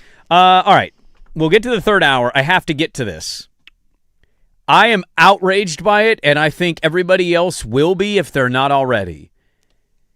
ESPN announced they're eliminating the live score ticker on the bottom of all their college football games this season. Yes, they did. You're watching an ESPN standalone game. You will not know the score of the other games unless you're on a computer, laptop, iPad, or cell phone. You're outraged by this, I am outraged I saw this by yesterday, and I was wondering what the takeaways would be. Now, was there a utterly statement? ridiculous. Because I imagine what they say is with so many people now DVRing games or watching them That is not a reason. They No, didn't it's give not? a reason. They didn't give a reason. They announced just they're did not it. doing it Just said we're not anymore. going to do it anymore. There's 2 sides of this for me. On the one hand, there is the nostalgia side at play where the feeling of watching a game back in the day when we didn't have access to everything. Yeah, you're just watching a game. And you you're would in see the a game. score like fourth quarter, I don't know, Clemson's up 21-20 on Florida State with 3 minutes to go. I need and you to would know go, this. Oh, my God. Oh, and then you'd be like, it's on ABC. Let's go, or whatever, right? Or if you had the channel, you try and go find it. There was the nostalgia play of like, I don't think younger generations would ever realize what the ticker used to mean, and it was our main source of information. I feel about the ticker in the modern time the way you would times argue about the sports update. I don't need it. Okay. I don't need it at all. If you have, not very often you have standalone situations, right? I'm watching 4 Mainly- games at the same time Exactly. simultaneously. I have a game on my iPad. But in the rare and I chance- probably have my phone up with the ESPN. I can check a score in a snap of a finger whenever I want to. I'm trying to be present in the moment. Put your phone down. And if I have an Oregon fill in the blank versus whoever, and it's a standalone big screen game. Yeah, buddy, I want to know that Clemson might lose to Furman. I need to know. Is Penn State on upset alert at UCLA with Jerry Neuheisel? Let me ask you this. These are things that are important. Is that the way that you find out about them in the modern time? I would say on a Saturday, or is there a mostly. text message from us of like, oh my God, what's happening with Penn State right now? And you go, wait, what's happening with Penn State? And you pull up the ESPN app. But why did you know about that? Because I was watching it's on the game. ticker. I was watching the game. No. I had more on my screen than No, you no, did. no. I had This multiple is screens going. No, this is ridiculous. I'm going not to put this up arguing. as a poll. I'm glad you Okay. brought this up because I had in my notes today. I'm putting this up as a poll question. Why are you eliminating it? It I don't doesn't know. I'm get in the curious way. why it goes away I don't know. completely. So either it's Is it something technological? They're going more to 4K stuff, and there's something They with can't make a formatting ticker the in screen? 4K? I don't know. I'm asking. You're I'm saying- reaching. It is funny that they're not. Now, to my understanding, they didn't say they're doing this for like Monday Night Football, did they? No, it's this is just for college football only. Yeah. So what's that about? I mean, it probably is they don't want you changing the channel, but again, I would highlight that's stupid. But now you're making me want to change the channel to find But something again- if I don't have it. Right. To point this back in the face of ESPN, I have access to any score of any game and any channel I want at any I think time they on want an you on iPad the and phone is phone. what they like, want. And maybe you do to open up the ESPN app. They want you on the ESPN app or whatever, wherever you access stuff. They just want you on the phone. And I don't like that. Give me my score ticker. I want to know the score, and I need to know, is Florida State really about to lose to Boston College? Whose side of this are you on, Swag? Wait, are you on an opposite? You're on the opposite I side. didn't care at all. I laughed. There was a nostalgia play of like, oh, that's kind of sad that it's gone. And then I thought to myself, when was the last time I truly saw a score? And maybe this means I'm too addicted to my phone on Saturdays, but like I'm keeping an eye on what's going on. You're checking scores. Like I'm watching different things. Like I don't feel like I've in the last handful of years has been like, oh, now I got to go to that game. Unlike NFL, where I'm mostly watching Red Zone Sunday during the day, and they will take me to whatever You're game. seeing everything that's going I'm on, seeing yeah. all the important stuff. First of all, the commercial breaks are like 3.5 minutes in a college football game. That's when we turn. The minute they go to a break, I'm flipping around and checking other things. So I think it's more common for college football games to be people record them or DVR them and come back to them. And so then it's not necessary. Why? You don't need the score ticker at that point. I'm watching it delayed. But it doesn't change. What do you? It doesn't. What that doesn't change anything. What does that change? I don't. You don't know. You just named it. What do you mean you don't know? It was your point. Well, if you're going back to watching other things, If Dirt is on all fours in his living room, looking up and saying, "Oregon, please win this game in Columbus," and Iowa State is about to upset Penn State, or Baylor's about to upset Texas Tech, he's going to be on all fours going, oh, God, that game's good too. And he's going to still be on all fours looking up at his standalone big game. I don't think it's as important as you are making it out to be. I think it used to be, but in the modern times, it's I don't not. think you can articulate your opinion on it, and I think you're being a jackass. Don't take my ticker away. I need it. You're grasping at a bygone era, man. This is a flip phone take from you. You're worried. You're getting your flip phone. You're not going to be able to check scores anymore. You need the ticker. Next thing you know, you're going to want your newspaper back. That Lincoln Riley might be losing to Mike Loxley in Maryland. Go buy a landline while you're at it. The ticker. The poll question is up. Are you upset that ESPN is getting rid of the bottom score ticker for college football games this year? Yes or no? My life Vote. is so pathetic that this actually upset me. At Dirt and Sprague on Twitter. I was like, come on, man. We don't need to get rid of this thing. Who voted on this? Whose decision was this? This is like a data center. You didn't even allow us to vote. You just said okay to it? The bigger issue yesterday was you see the lead producer of College Game Day left. What does that mean? I don't know. I guess he hates Pat McAfee, and Pat McAfee hates him, so they're moving him to do, I don't know, NFL coverage or something. I'm sure he's a good person. Hot take. I'm out. Was he the one that was like, hey, McAfee, every time you come out on a campus, I want you to stand on a chair and sing the fight song? If that wasn't his idea, I don't know if anything's going to change for that show. If he was the one that told Dan Lanning to take his shirt off and lose to Indiana, I'd like to speak to him privately. Was he also the one to tell Dan Lanning to take his shirt off and jump in a pool with a child? Hey. That was for recruiting. Did he get that kid? No, he went to Texas. Okay. He decommitted. That's what I thought. SOB. Give me my ticker back. All right? What are we doing here? There's dozens of us out here that are angry. Dozens of us! Dozens!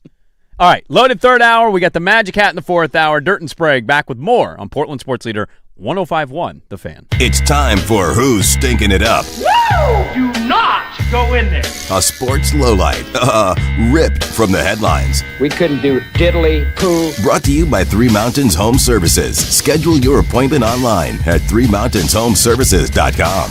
Swinging a line drive over short base hit. This will score McLean, and the Reds have come all the way back. They have scored 7 times in the ninth and have taken a 10-9 lead. Well, you can't hurt him. The season's been such a disaster already that he doesn't really care, but that's Andy Dirt Johnson's San Francisco Giants Reds radio on the call. They were up 9-3 in the ninth inning, and they lost the lead in that inning and lost to the Reds 10-9. Yeah, to make it even better, I gave the stat earlier. They have not swept the team all year, and that was their opportunity to pull off their first sweep of the season against the old Cincinnati Reds, and they blew a 6-run lead in the ninth inning. Who's stinking it up? The Giants in the ninth, brought to you by Three Mountains Home Services. Having trouble with hard water, lukewarm water, or not even any hot water at all? Call Three Mountains Home Services and get your tanked water heater tuned up for only $49. Your chance to save money and enjoy hot water all year long. Visit ThreeMountainsHomeServices.com. They make home services delightful.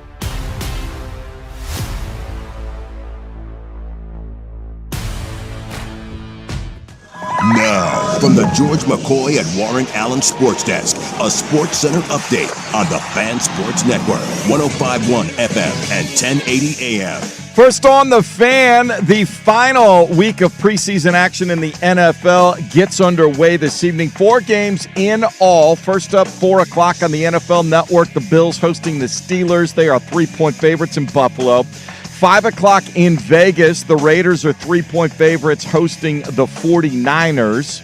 That'll be on the ESPN app. 5 o'clock on Prime Video. The Browns hosting the Patriots. New England 2.5-point road favorites. The nightcap on the NFL Network at 7 in LA. Chargers and Rams.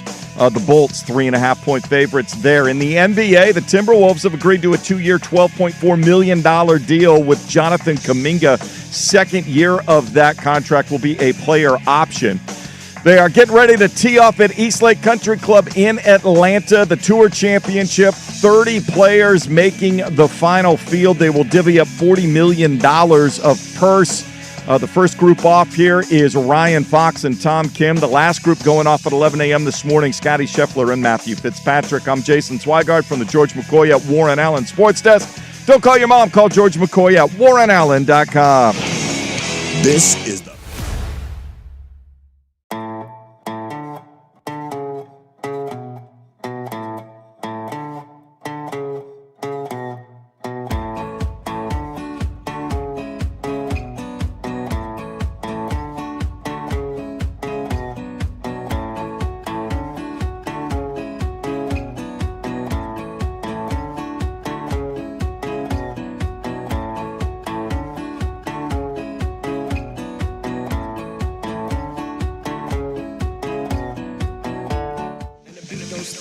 Hey, welcome back in. Hour number 3, Dirt and Sprague here, Portland Sports Leader, 105.1 FM, The Fan, 1080 AM, the Odyssey app, live on YouTube. Good morning, everybody. Happy Thursday to you. Last show of us all together for the week. Sprague's off to do the Hood to Coast tomorrow.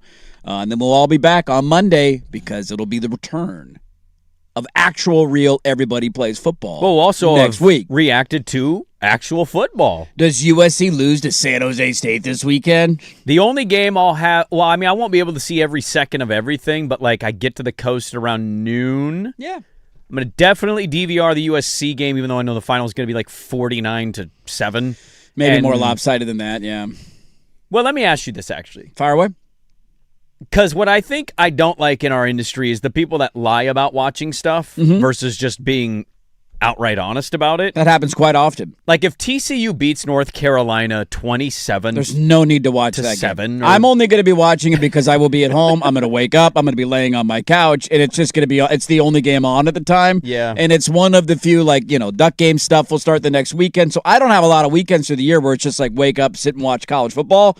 And so I will watch probably every second of that game. But if you see the score out for the Hood to Coast and it's a blowout, I don't blame you at all for not watching. Yeah, I'll probably dabble through the important stuff of things for Monday, but yeah, you're right. It's game week. We got Oregon games going on. Washington's going to kick it off. Washington State. Yeah, and then they play right out of the gate. No, they play week 1. Don't we get an Apple Cup in week 1? Am I wrong on that? I think you're right on that. And then a week from Wednesday next week is the Seahawks. I know, dude. It's gonna and then we got an Australian game on Thursday. We got there's actually a bit of Seahawk news that I'll pass along here in a brief moment. The poll question is up, though, by the way. Are you upset that they took away the ticker at the bottom of the screen? By the way, Washington State do play. They play on Sunday in Seattle. Oh, a standalone non-NFL Sunday. It is a standalone September, so it'll be a week from Sunday they play. That's their first game. There's a Wisconsin-Notre Dame game that day, I know. I don't know if there's any other. The Wisconsin-Notre Dame game is considered the big game, quote-unquote, if you think Wisconsin's got a pulse offensively this year. Pretty big year for Fickle.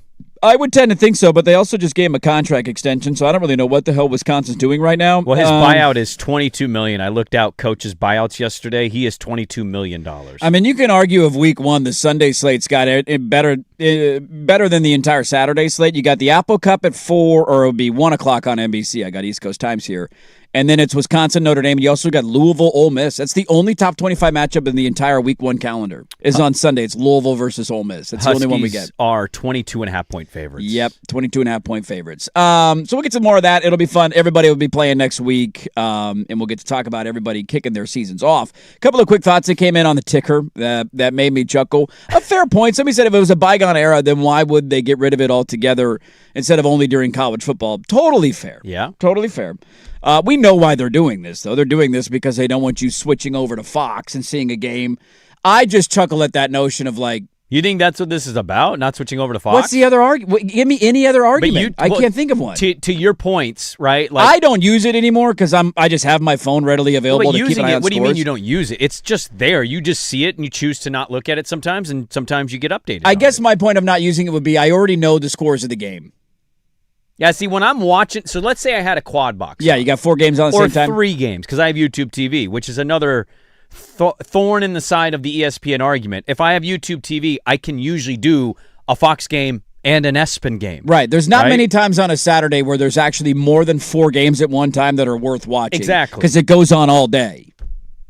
If I do a quad box, though, I'm still seeing the ticker go by, and I don't need to check anything. I can just keep my eyes on the TV. And I guess that's fair. Like, I'm not saying I just ignore it or block it out. Maybe I'm just on my phone too much on college football Saturdays. Maybe I'm learning that about myself. Accurate. Like, probably a me problem here. Of just like, I'm always just scrolling. Like, every commercial break, if I got a quad box on, I'm usually pulling up my phone to just be like, what's that? Oh, okay, they got a score there. Okay. Like, just keeping an eye on things. And so it's a constant ticker for me anyways. Another one, it upsets me. Where did this go? Damn it, I lost it. I like to watch games staggered so I can watch the full games, and the ticker always ruins the score of the next game when I go to watch it.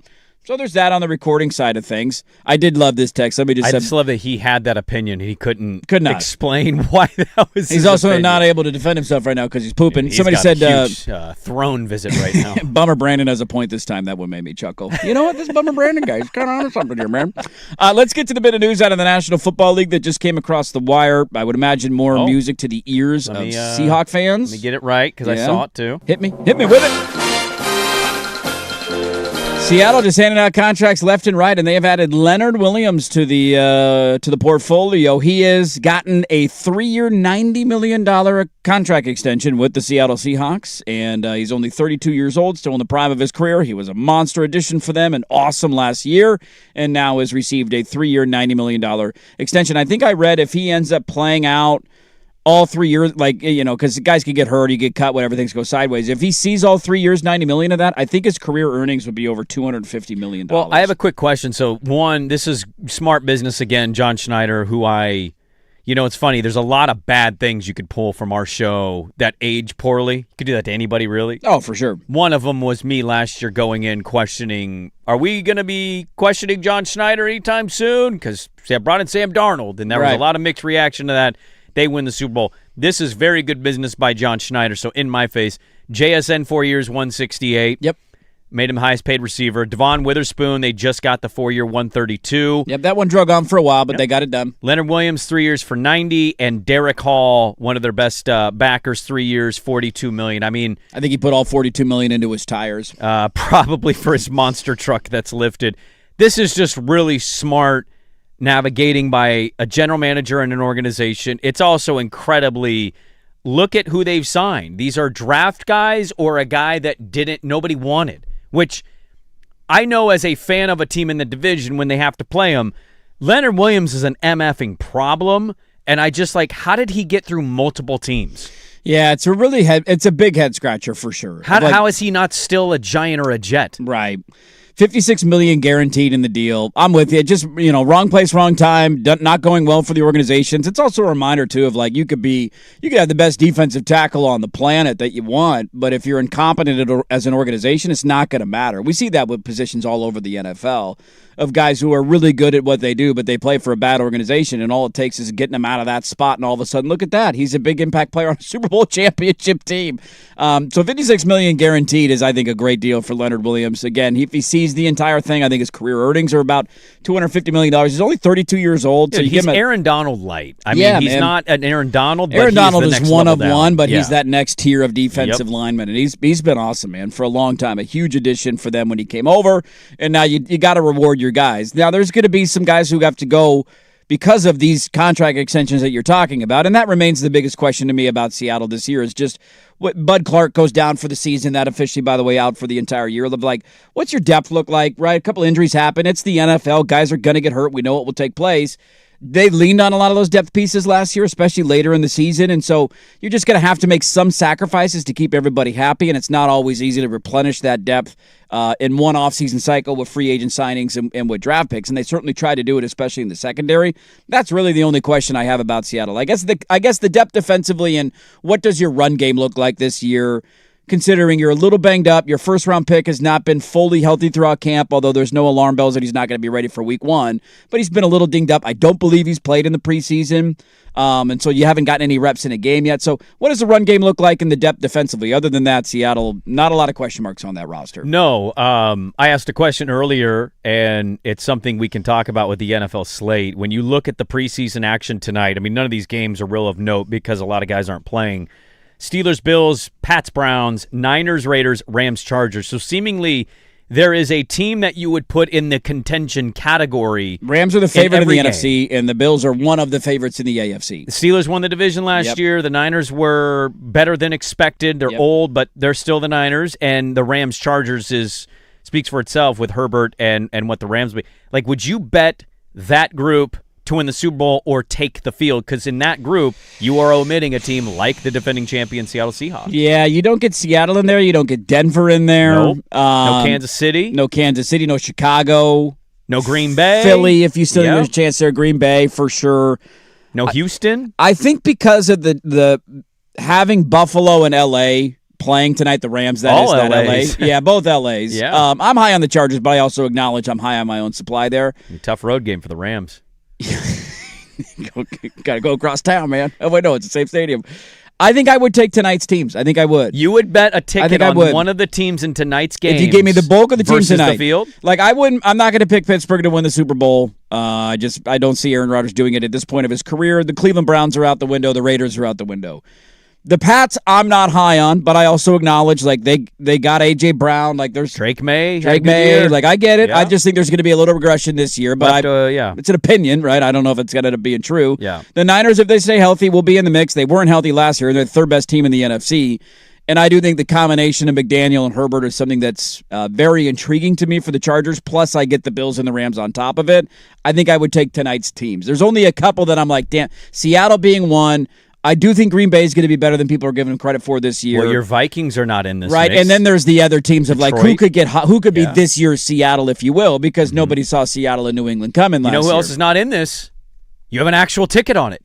My Cowboys. No Cowboys. My Cowboys. I think in these instances, I like to throw stuff out like that out because I start thinking about it. That's so many good teams. But in any of these instances, I probably am almost always going to take the field. Yeah. In the NFL and college football largely, in these scenarios, like, would you take these 8 teams or the rest of the team? I would almost always lean rest of the teams. Give me the field almost all day. It's like when we used to ask that dumb question, Chiefs or the field? It's like always play the field. I get 31 other NFL teams. Yeah. What Chiefs are the chances might do they it, win it but- every year? Exactly. Not very high. We have not spoken yet on the show today other than in sports updates. Does anybody want to eulogize? Anybody want to deliver the eulogy? The voice of Transformer? No. Oh. The Pro Bowl. Thank goodness. I will remember. Were you wondering if that's what I was outraged about? Like as a No, joke? I think I kind of knew where you were going with that because I saw the ticker thing yesterday. I'm like, ooh, that's I didn't know what it We're was. going to talk but about that. I knew it wasn't that. The Pro Bowl's not going to get played anymore. That's fine. Was it being played? I mean, technically, yes. No, Flag but football? technically, But yes. they're not even going How to many do people watched last dodgeball year? or anything 500. like that. I think Let's they're see. just going to have like I an think actually awards we looked this banquet. up. Would that have been the 2026 Pro Bowl, right? Because it happens in February? It decreased. I think they had it goes down. 2 million or something. Let's see. It's flag football. I mean, you're right. 2026 Pro Bowl games drew an all-time low of approximately 2 million viewers on Which ESPN is and Disney platforms. Crazy because that's like something 57 to 60% drop from the year before. the NBA brags about a regular season game that gets 2 million. Dude, every other sport other than college football maybe getting 2 million viewers for a regular Even college, season game. that's a good number. That is, I mean, for a run-of-the-mill game on a Saturday, like not for a big-time game. If an NBA game got 2 million viewers in the regular season, it would blow people's minds. Well, it's also, I think it's, I've always commended, in the midst of all of their controversies through the past, right? The CTE lawsuits, the Colin Kaepernick stuff. It's certainly been a little rocky at times for them as a league. But people always come back and people always watch. I've always commended Roger Goodell in the NFL for being willing to adapt. And it was like, hey, Sean Taylor has just single-handedly ruined the Pro Bowl because he's too good and he's taking it too seriously and he's injuring people. Right. And so it's morphed more and more and more since that point into flag. And it's like the people are telling you, we literally don't care the way we cared about it. And the NFL's like, okay, we're done. If you're not going to watch, we're not going to do it. What's the point? Still do the NFL Honors Weekend. Still get the awards out. You know what would be a really cool thing? If you're still going to do all the awards, make it like I missed Comic-Con in San Diego by a week. They should do that. Like, have a big fan NFL expo convention. thing, yeah. And ex-players are there, and they're doing photos and signature. Like, dude, put coaches out. Coaches are superstars to people now. Yeah. John Schneider was signing autographs on Hard Knocks. Like, we know who these people are now. It's not, oh, it's the general manager, and you just move on. It's like, dude, that guy's a rock star. He made my team a Super Bowl champion. They should be, just make the whole weekend that. You're getting rid of the game. It's a great idea. Good move. But well, that could be. They could do that to kick off Super Bowl week. Super Bowl week, wherever they're going. They kind of do with Media Day. I'm saying if you're still going to do the NFL honors, great. But if you're not doing a game, like, lean into it a little harder than for a fan experience. Well, no, it'll actually be more significant. So they're still going to vote for the Pro Bowl, but For it'll what? just be all of the initial. So if you're a Pro Bowler, that's it. There's no. You're going to stop with Russell Wilson. Shador Sanders was a Pro Bowler last year. Mac Jones is a Pro Bowler. That's not going to happen anymore. Because guys won't be opting out of the game. They or will not playing just have, here are the Pro Bowl selections. But I look at all pro more than I look at Pro Bowl. Yeah.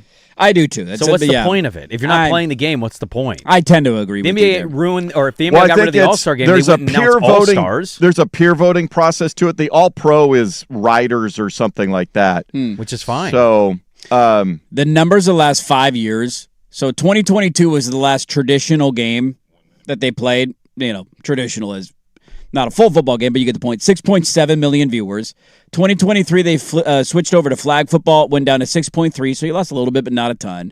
2024, flag football again, 5.8 million. 2025, 4.7 million, and then it just cratered last year down to about 2 million viewers. And so to your point, I respect the hell out of the NFL for stuff like that of like, this isn't working. That's all right. We make enough money elsewhere. We're going to be okay. We don't need the revenue from the Pro Bowl.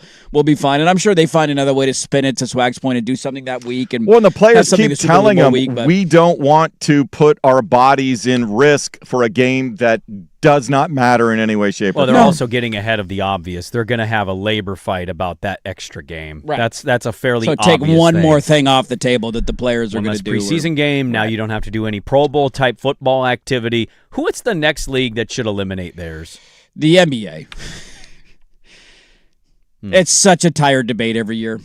I mean, I can't stand it. I hate that stretch Yeah. of radio where we Well, have to pretend to especially- care about what the format of the All-Star Well, what you game can is. do, Like, if you like just the go play, three-point whatever. contest and you like the dunk contest, you can wrap that now into the NBA Cup because they shut everything down for like the semifinals and the finals Yeah, where just they have go it to be Vegas that. or whatever. Yeah. So you can go put your three-point contest or whatever you want to do and keep those, have it on the off day in between the semifinals and the final, and then you can go ahead and keep playing all the way through, not take a week and a half break in February. Yeah, I don't really think there's a need to get rid of the baseball one, although it's not everybody's cup of tea, but it kind of fills a hole in the middle of the summer. It's mainly a calendar What argument. about hockey?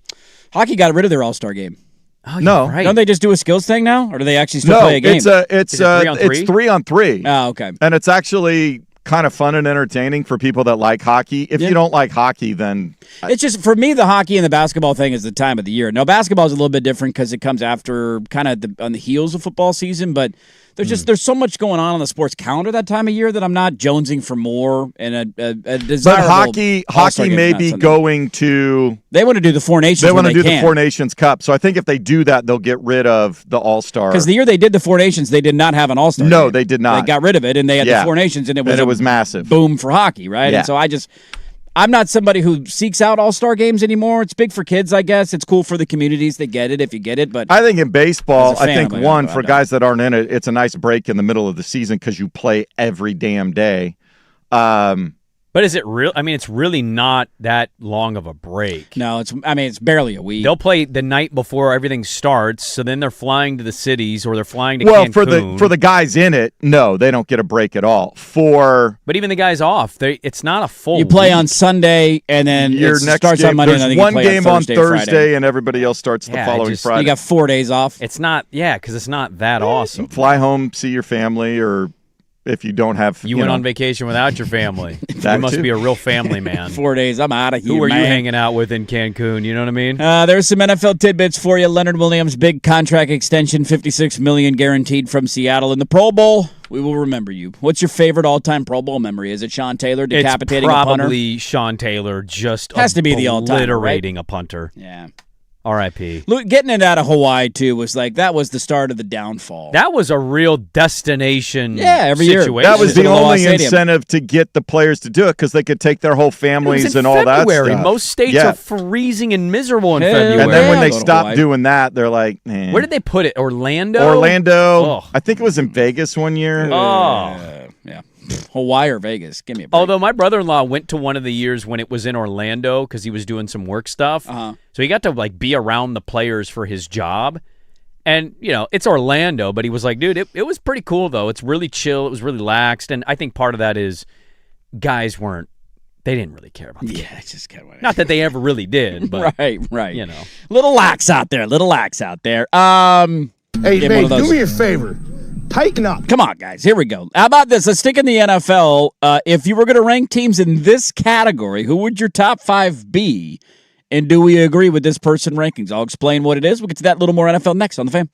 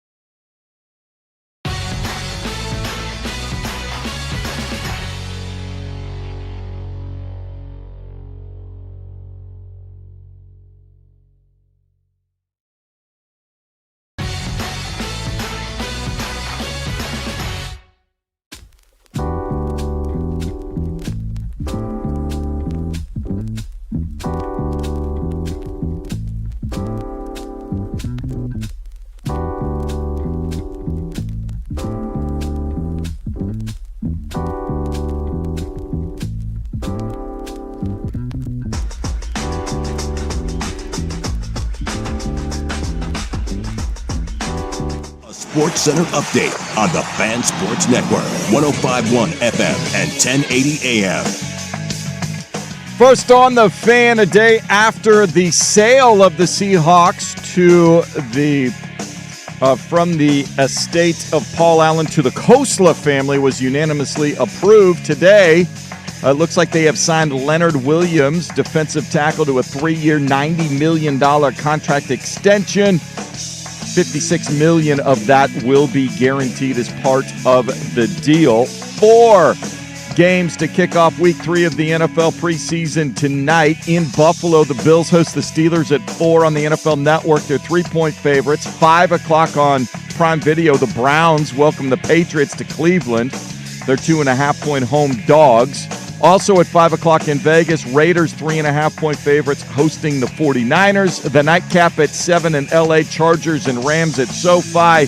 The Bolts 3.5-point favorites. That one's on the NFL Network as well.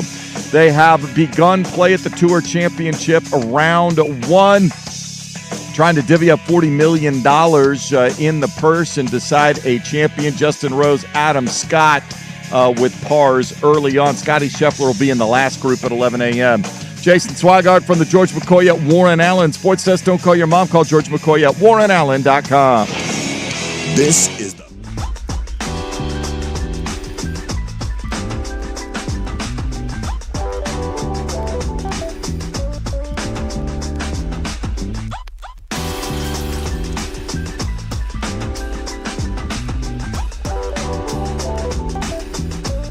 and 1080 AM, The Fan. All righty, welcome back in, everybody. Hope your days are off to a good start. We got the Magic Hat coming up, top of the hour. I got some college football nuggies and some audio for you here in about 15 minutes from now.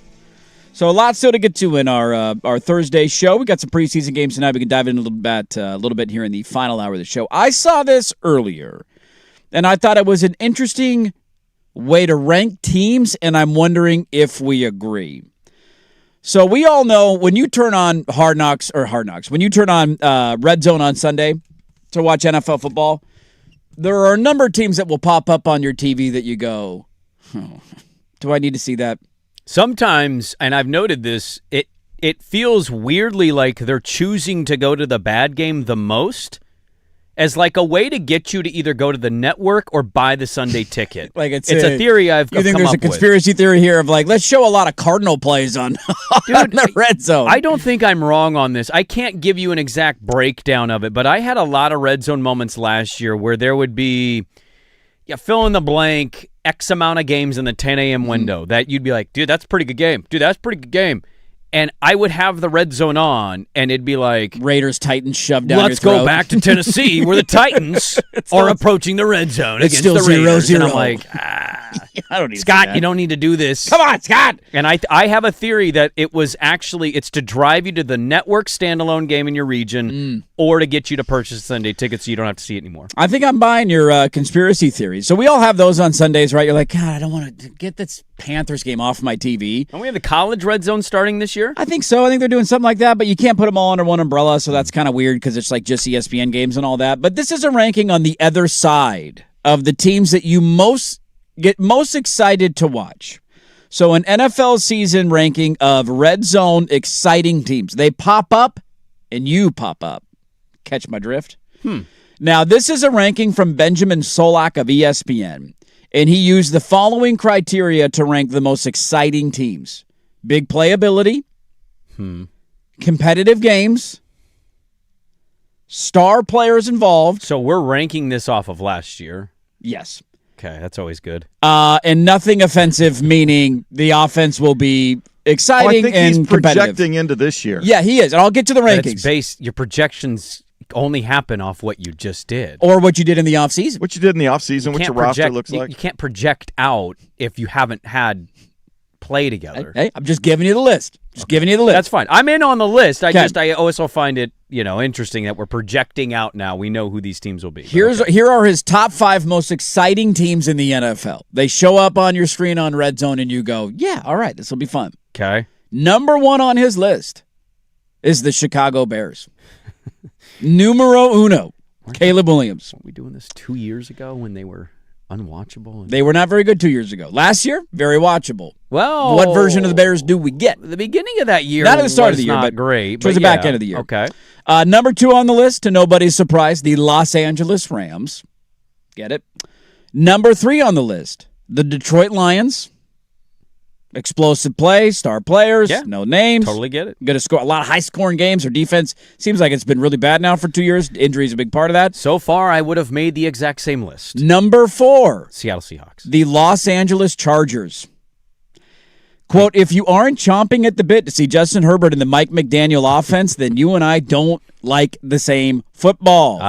Few quarterbacks produce more spectacular throws than Herbert. Throughout his career, he's been plagued by poor offensive design, shaky O-line, ill-timed drops. Few offensive designers have elevated quarterback play more than McDaniel. Mm-hmm. Now with a golden arm shot maker under center. He certainly is making us reconsider how we view him with Tua, that's for sure. He isn't even trying to hide his excitement. So the Chargers came in at number 4. Number 5 on this list, your top 5, the New England Patriots.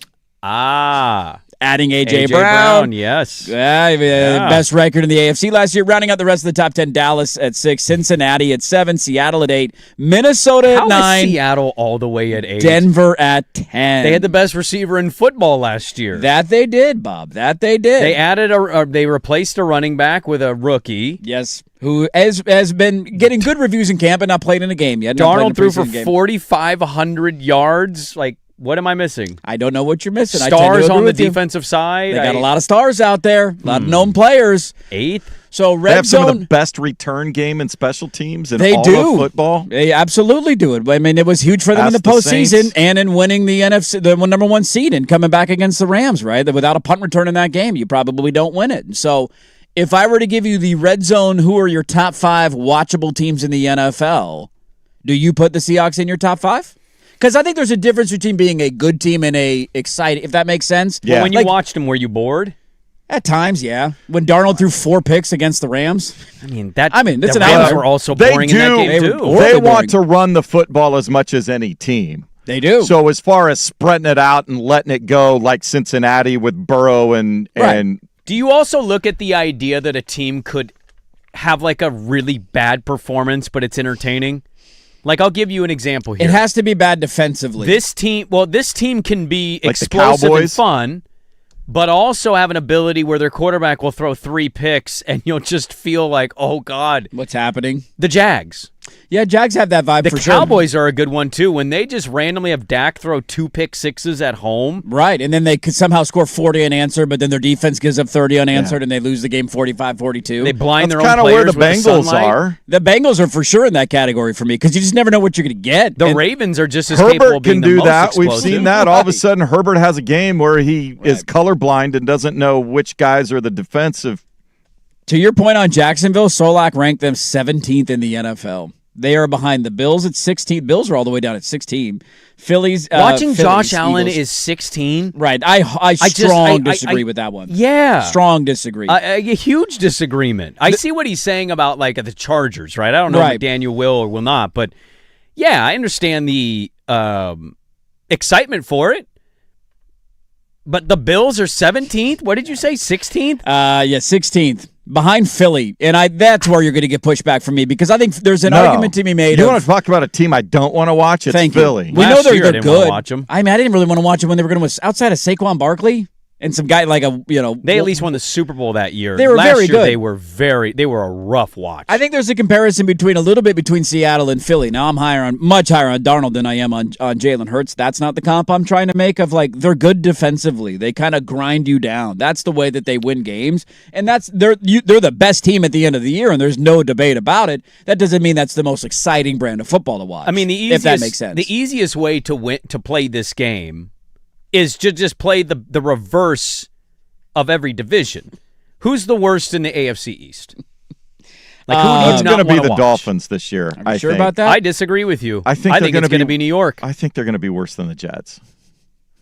I think Malik Willis is going to surprise you. And Achane is fast. Are we buying Malik Willis? Stop. No, I think we're talking about watchability. Yes. I think the Jets are the worst. Swag thinks it's Miami. If the Dolphins were playing a game and the Jets were playing a game, who would I rather watch? Who do you think would be more exciting to watch? Just Dolphins. Okay.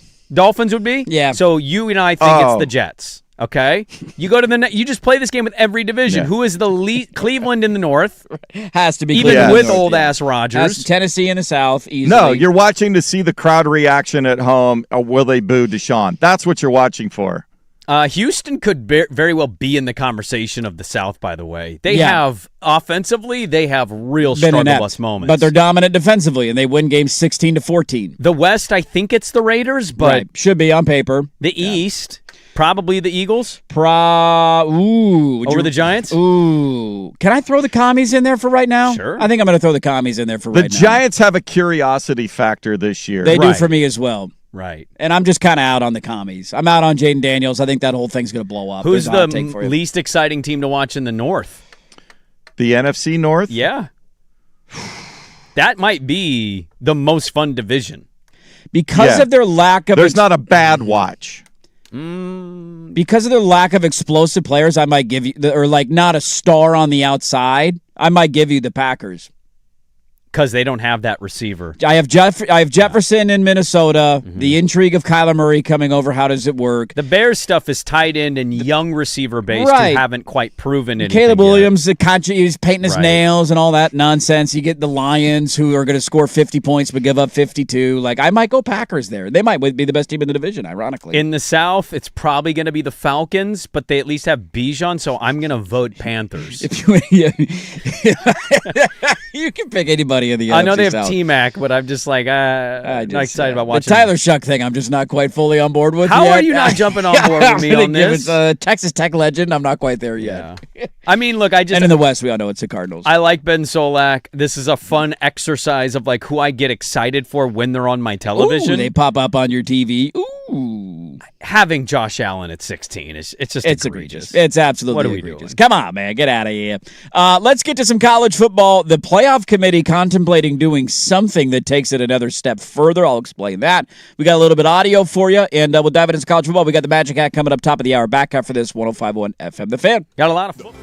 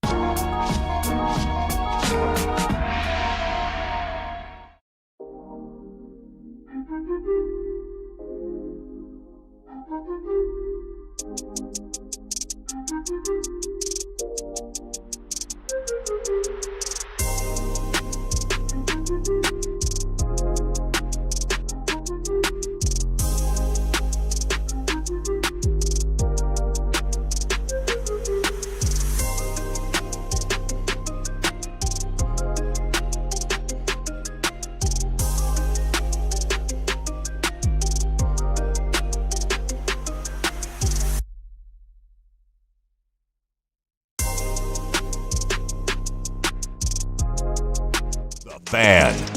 We have a poll question up today at Dirt and Sprague on Twitter. Are you upset that ESPN is getting rid of their score bug for college football games? Yes or no? At Dirt and Sprague on Twitter. I love everybody like, no, don't care. I'm like, yeah, that's fine. Is this a really dumb reason to bet something? Last note on the NFL. Mm-hmm. Let me confirm that my years are right here real quick as I look up some stat lines. I don't know why this kind of stuff ropes me in from time to time, and I feel like I feel like I'm getting bamboozled. So please tell me if this is dumb. Yeah, this will be Jordan Love's 4th year as a starter in Green Bay. It's his 6th or 7th year in the NFL, but remember he sat for 2 years behind Rodgers. 4th year as a starter. Do you know what Aaron Rodgers did his 4th year as a starter? Won the whole enchilada. He did not. He won the MVP. I'll go, I guess, individually. MVP. Individually, he won the whole enchilada. Do you know what Brett Favre did in his 4th year as a starter? He won the MVP. Yes, he did. I was going to say enchilada. Enchilada. But we're not eating enchiladas right now. I love enchiladas, When did Rodgers win the enchilada? 6 years? That's a great question. Couldn't have been long after that. What year did they win the Super Bowl? 2010, wasn't it? 2010 season, 2011? That sounds right. Let me pull up the old stat log here. What year would that have been for him? I thought he was the 06. He was the 05 draft. So it would have been his took him about 4 years to become starter. 3rd year as a starter. Oh, so he had already gotten enchilada, and then he won the Super Bowl, and then the next year he won the MVP. He went the year they won the Super Bowl. He had 28 touchdowns, 11 picks. The next year he had 45 touchdowns, 6 picks. Okay.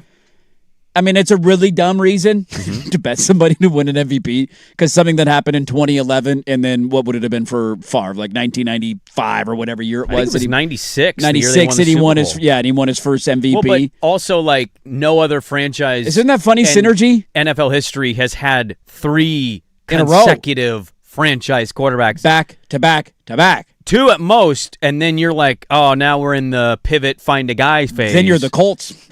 Yeah. Phillip Rivers is coming out of retirement. That's really normal. Yeah. Like, that's the normality of the NFL, and they have somehow but they have found themselves into 3 straight true franchise guys. I went and looked up his playoff numbers. Who's this, Love? Love, because they blew that game to the Bears. Remember the ending to it? Yeah. 323 yards. Okay. Pretty good. That was a wild card game, right? Correct? Wild card. Okay. 4 touchdowns, no picks. Damn. Special teams was their issue, was not 52% completion percentage. That's so not ideal. 46 passes. I remember it being, wasn't it cold, snowy? Wasn't that a bad weather game? I know the Rams game was the next week, but it was at Soldier Field. The Ram game was worse because it was like freezing and icy. Didn't they do that to Chicago twice in like 3 weeks? Because wasn't there one at the end of the year? Did that to them. Or I guess either way. Yeah, they blew the lead against the Bears twice in the last I think month one of them the was Sunday Night Football and the other one was that wild card game. I feel like an idiot because it has nothing. It's like saying this team hasn't won a playoffs. Like, well, what does the playoffs in 1992 have to do with modern time? Literally nothing, but also sometimes the universe aligns. So I will be betting Jordan Love to win MVP this year. Well, I mean, he had, I'm trying to see. His numbers weren't terrible last year. No, he's one of a 23 handful and 6 of quarterbacks, though, that, like, can you truly define how you feel about him? I think he's good. Can the Packers keep all of his main targets healthy all season? Who are his main targets? Question. Well, exactly. Christian Watson, Christian he's back and Watson, healthy. Kraft, the tight end. Who's the cat? Golden I'd from argue Texas. that's their best. Well, right now, Matthew Golden might emerge, but Kraft, I would say, is his best target. I know Watson's good, but can you count on Christian Watson to play 14 games? Well, that's what I'm saying. Can you count on any of them to be out there? But I don't know if Christian Watson's a game breaker for me. Like, even if he stays healthy, but also if the other guys are out there every week and Watson's getting either one-on-one coverage from the second or third quarter, he's a lot more effective than when he's the best guy out there. I thought Romeo Doubs was an underrated loss for them. I think he is a good second, third option for a team. Agree. So he had 4,100 yards, 32 touchdowns and 11 picks in 23. His first year full as a year starter. starting, and it was like, here we go. And then he got put on all these lists, and I think it was what's the Tice? Mike Tice's kid, Nate Tice. Oh, okay. He had him top 3 in a podcast, and I was like, whoa, dude, top 3. We're already doing it. That next year, after all the hype, 3,300 yards, 15 games played, 25 touchdowns, the same amount of picks. So he had 7 less touchdowns for the same amount of turnovers. Yep, he got banged up early in the year. 800 yards less, and he only missed 2 games. Yep. And then last year, exact same, played 15 games, less passing yards than the year before that, less touchdowns, and he did cut down on the interception. So he's just like, he's a really tough quarterback to truly identify of, I know Darnold won, so we should probably leave the room of who can win the Super Bowl pretty wide open. But can he lift and carry a team is the next conversation. It's a funny thing because I'm with you. And it's also, I think it epitomizes the modern quarterback debate. Like where there's 3 or 4 guys, depending on how big your list is, that stand atop the quarterback hierarchy in the league. And then I think not everybody else, but a huge chunk of guys for me are just then jumbled together in the middle of that group. What's their circumstance, right? And it's who's healthy, who's available. Is Parsons on defense? Right? Who's a better quarterback, Jordan Love or Sam Darnold? One just won a Super Bowl. I think most would take Jordan Love, but I think you have an argument to be made about Sam Darnold. I'm not going to disagree either way. That to me epitomizes the debate, right? Who's better, Dak Prescott or Jordan Love? I think people would actually take Dak. Probably. He's got a longer track record. Dak is not being debated with Carson Wentz anymore. I think we're like, hey, Dak is good. Yeah. But Dak can be really good and your team still not make the playoffs. Yes. I just saw that it was one of those like, will he follow the Packer quarterback legacy and win his MVP in his 4th year? And I'm the idiot that's going to gamble on that. So I don't think I would bet him. I don't know if I don't trust his weapons at all to win an MVP. Yeah, it's the same reason of the Herbert stuff and the MVP conversation of like Lad McConkey's year 1. You think you're going to win an MVP? If you do, more power to you. If you find your way through that, I just don't know if you have enough firepower on the outside. But a big year for them nonetheless. Power rank the quarterbacks in their division, by the way. In the NFC North?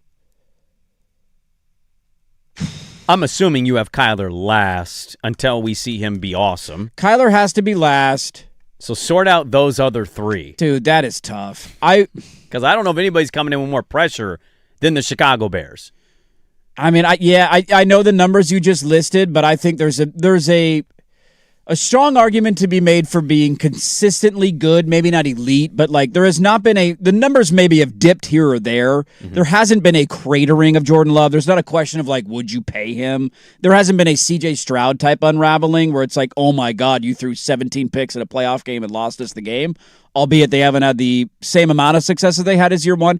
I think honestly, if I'm franchise drafting these guys, I would take him 1.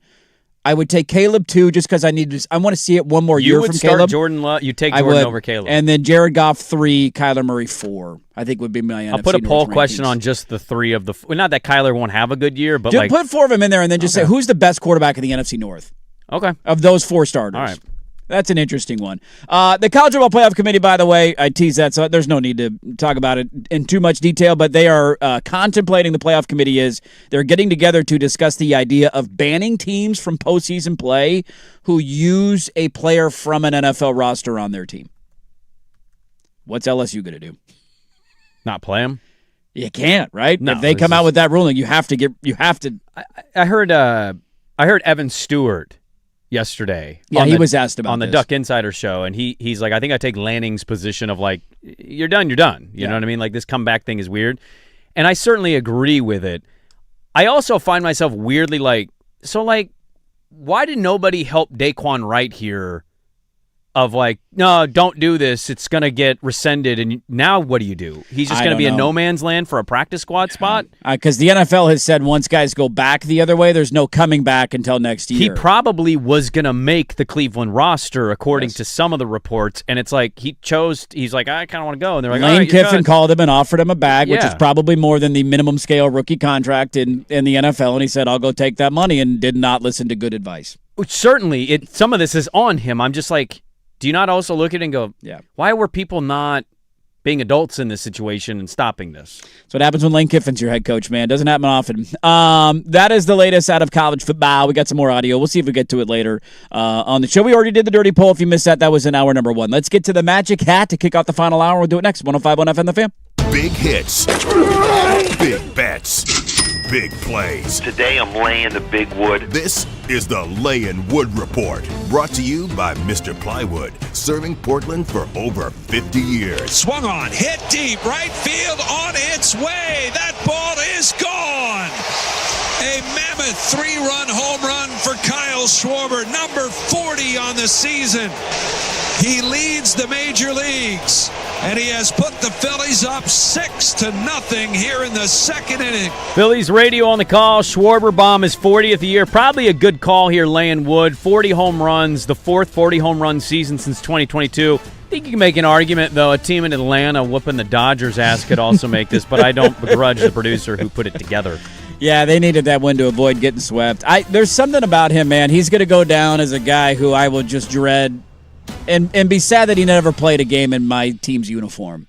That's a good way of putting it. Like, I would love Kyle Schwarber being a Giant would be awesome. Or any team, if you're that fan, he'd be fun to root for. Layin' Wood Report brought to you by Mr. Plywood, the fine folks in Southeast Stark Street, a Portland staple for over 60 years. Delivery, custom cutting, and special orders. Check them out. I just got all my material for my fence that I put up. They'll help you out. They'll walk you through it. They're great. Top-notch quality customer service. Visit them online, mrplywoodinc.com. The home of the Oregon Ducks is the Fan Sports Network. Intercepted in the end zone. Brandon Finney Jr. Ducks Game Day, presented by Coors Light, kickstarts the action. And stick around for the Dick Hanna Dealership's post-game scoreboard show.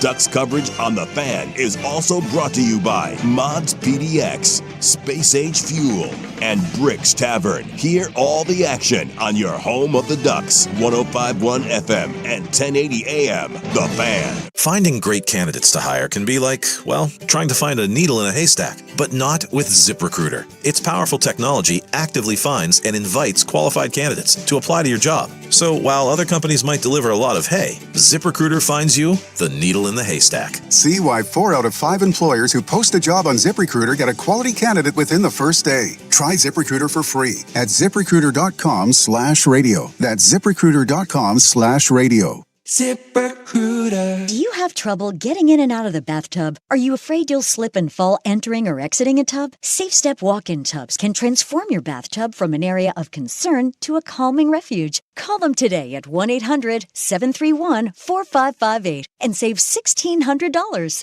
Safe Step walk-in tubs and showers are proudly made in Tennessee and offer an ultra-low step-in, avoiding that difficult climb over a traditional bathtub wall. They also offer a variety of therapeutic benefits that may help soothe your aching muscles and joints, increasing your mobility, boosting your energy, and improving your sleep. Safe Step walk-in tubs are designed to easily fit your existing tub space and are often installed in as little as one day. Just dial 1-800-731-4558 today to save $1,600 and receive a free shower package. That's 1-800-731-4558 for a free no-obligation consultation and to save $1,600. Safe Step walk-in tubs. Safety never felt so good. Dana, listen, I want to talk to you about something. Every Thursday, you do know that we're hanging out with some of the biggest names in comedy and entertainment, right? Are you kidding me? Who's been on this show? We have great people, a lot of fun. And Mondays, it's you and I to ourselves. We riff on life, pop culture,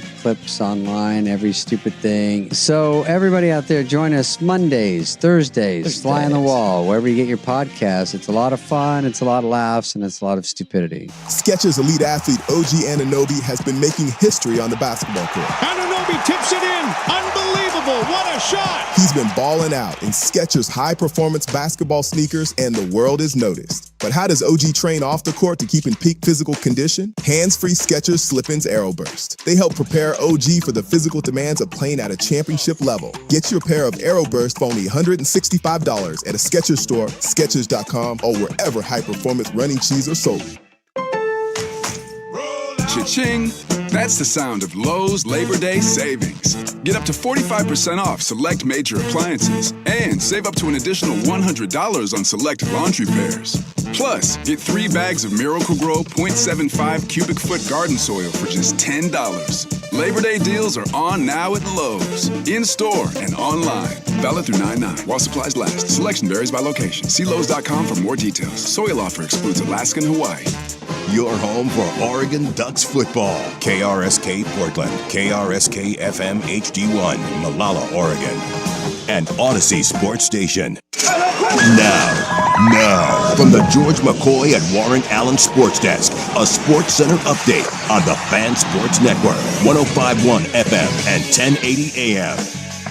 First on the Fan, busy day of NFL business. Wednesday, the owners met in Atlanta. They unanimously approved the sale of the Seahawks to the Kosla family.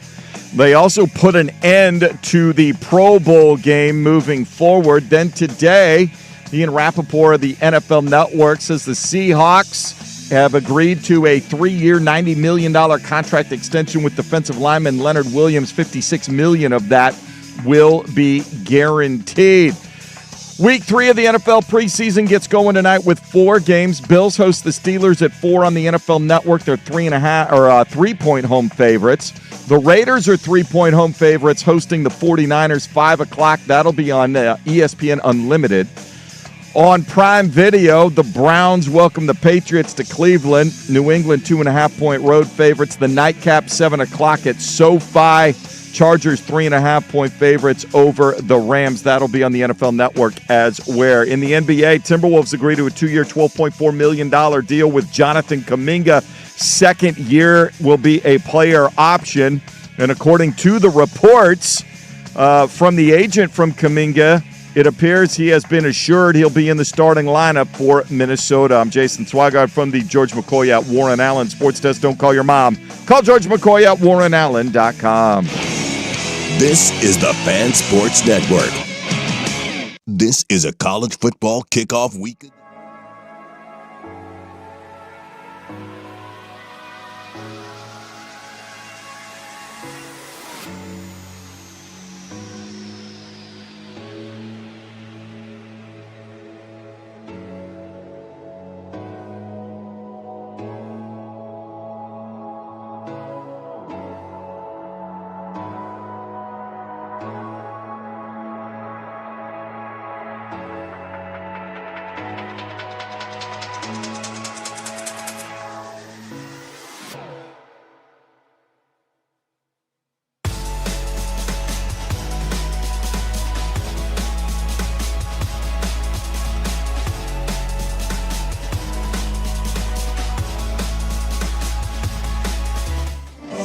Let's do this final hour. Dirt and Sprague here, Portland Sports leader, 105.1 FM, The Fan, 1080 AM, the Odyssey app, live on YouTube. Good morning, everybody. Hope your Thursdays are off to a great start. That's good right there. Yeah, it is. We got a lot to get to. We got some more preseason games in the National Football League. We can dive into those a little bit later on, what to watch, what to keep an eye on. Before we get to the Magic Hat, just a couple of, we have the poll question up, a couple of them for the day. You can go vote at Dirt and Sprague on Twitter.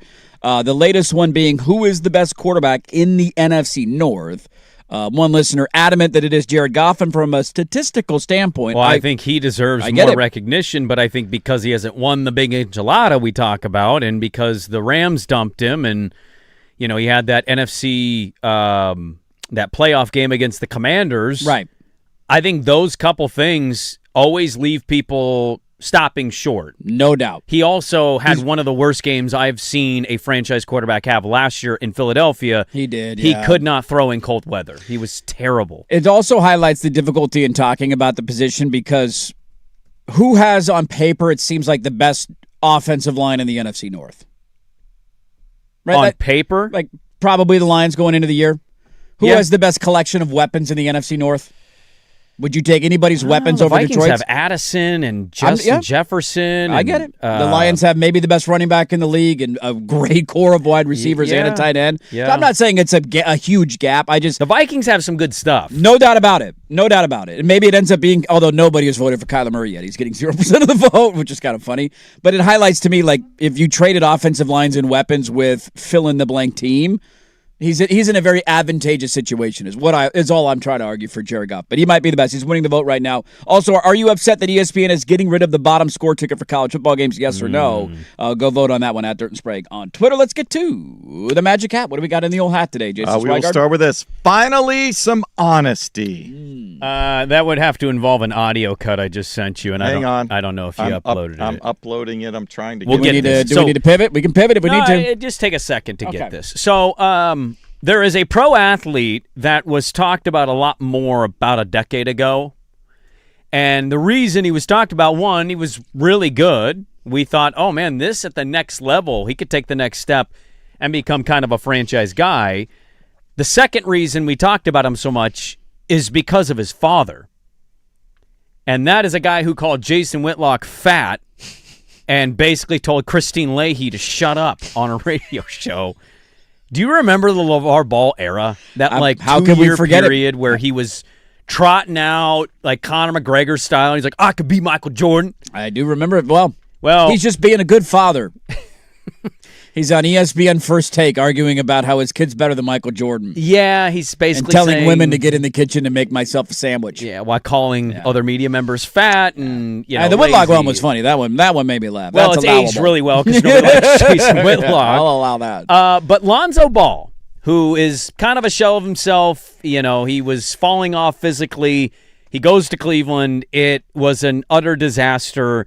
And now his career is kind of spiraling out to almost being done while his brother was just traded to Minnesota, and many people are very hopeful of what he could potentially be with the Timberwolves. But Lonzo was on a podcast with Michael Porter Jr. What do you think they were debating? That's a hell of a combo right there. What do you think they were debating, by the way? COVID vaccine? Do I put bleach in my nose tube to make myself feel better? I don't know what they talked about the entire podcast, but he did say this out loud on the podcast, and I thought, wow, dude, it took you a while, but you saw the light. Bro, I was just doing what I was told, really, and, I guess that would be my one regret, taking control of my career earlier. But really, I was just following my pops, bro, and, just doing what I was told, and that was it, bro. So, yeah, I was going to Also cited that there were shoe meetings with Nike and Adidas he was never allowed to go to, and many people being a good dad, man. He's just being a good dad. His entire career was ruined because of the shoes. Yeah, the Big Baller brand shoe that came out. He had to wear them. He was not allowed to wear others. What does LaMelo wear? Is he Ling Ning?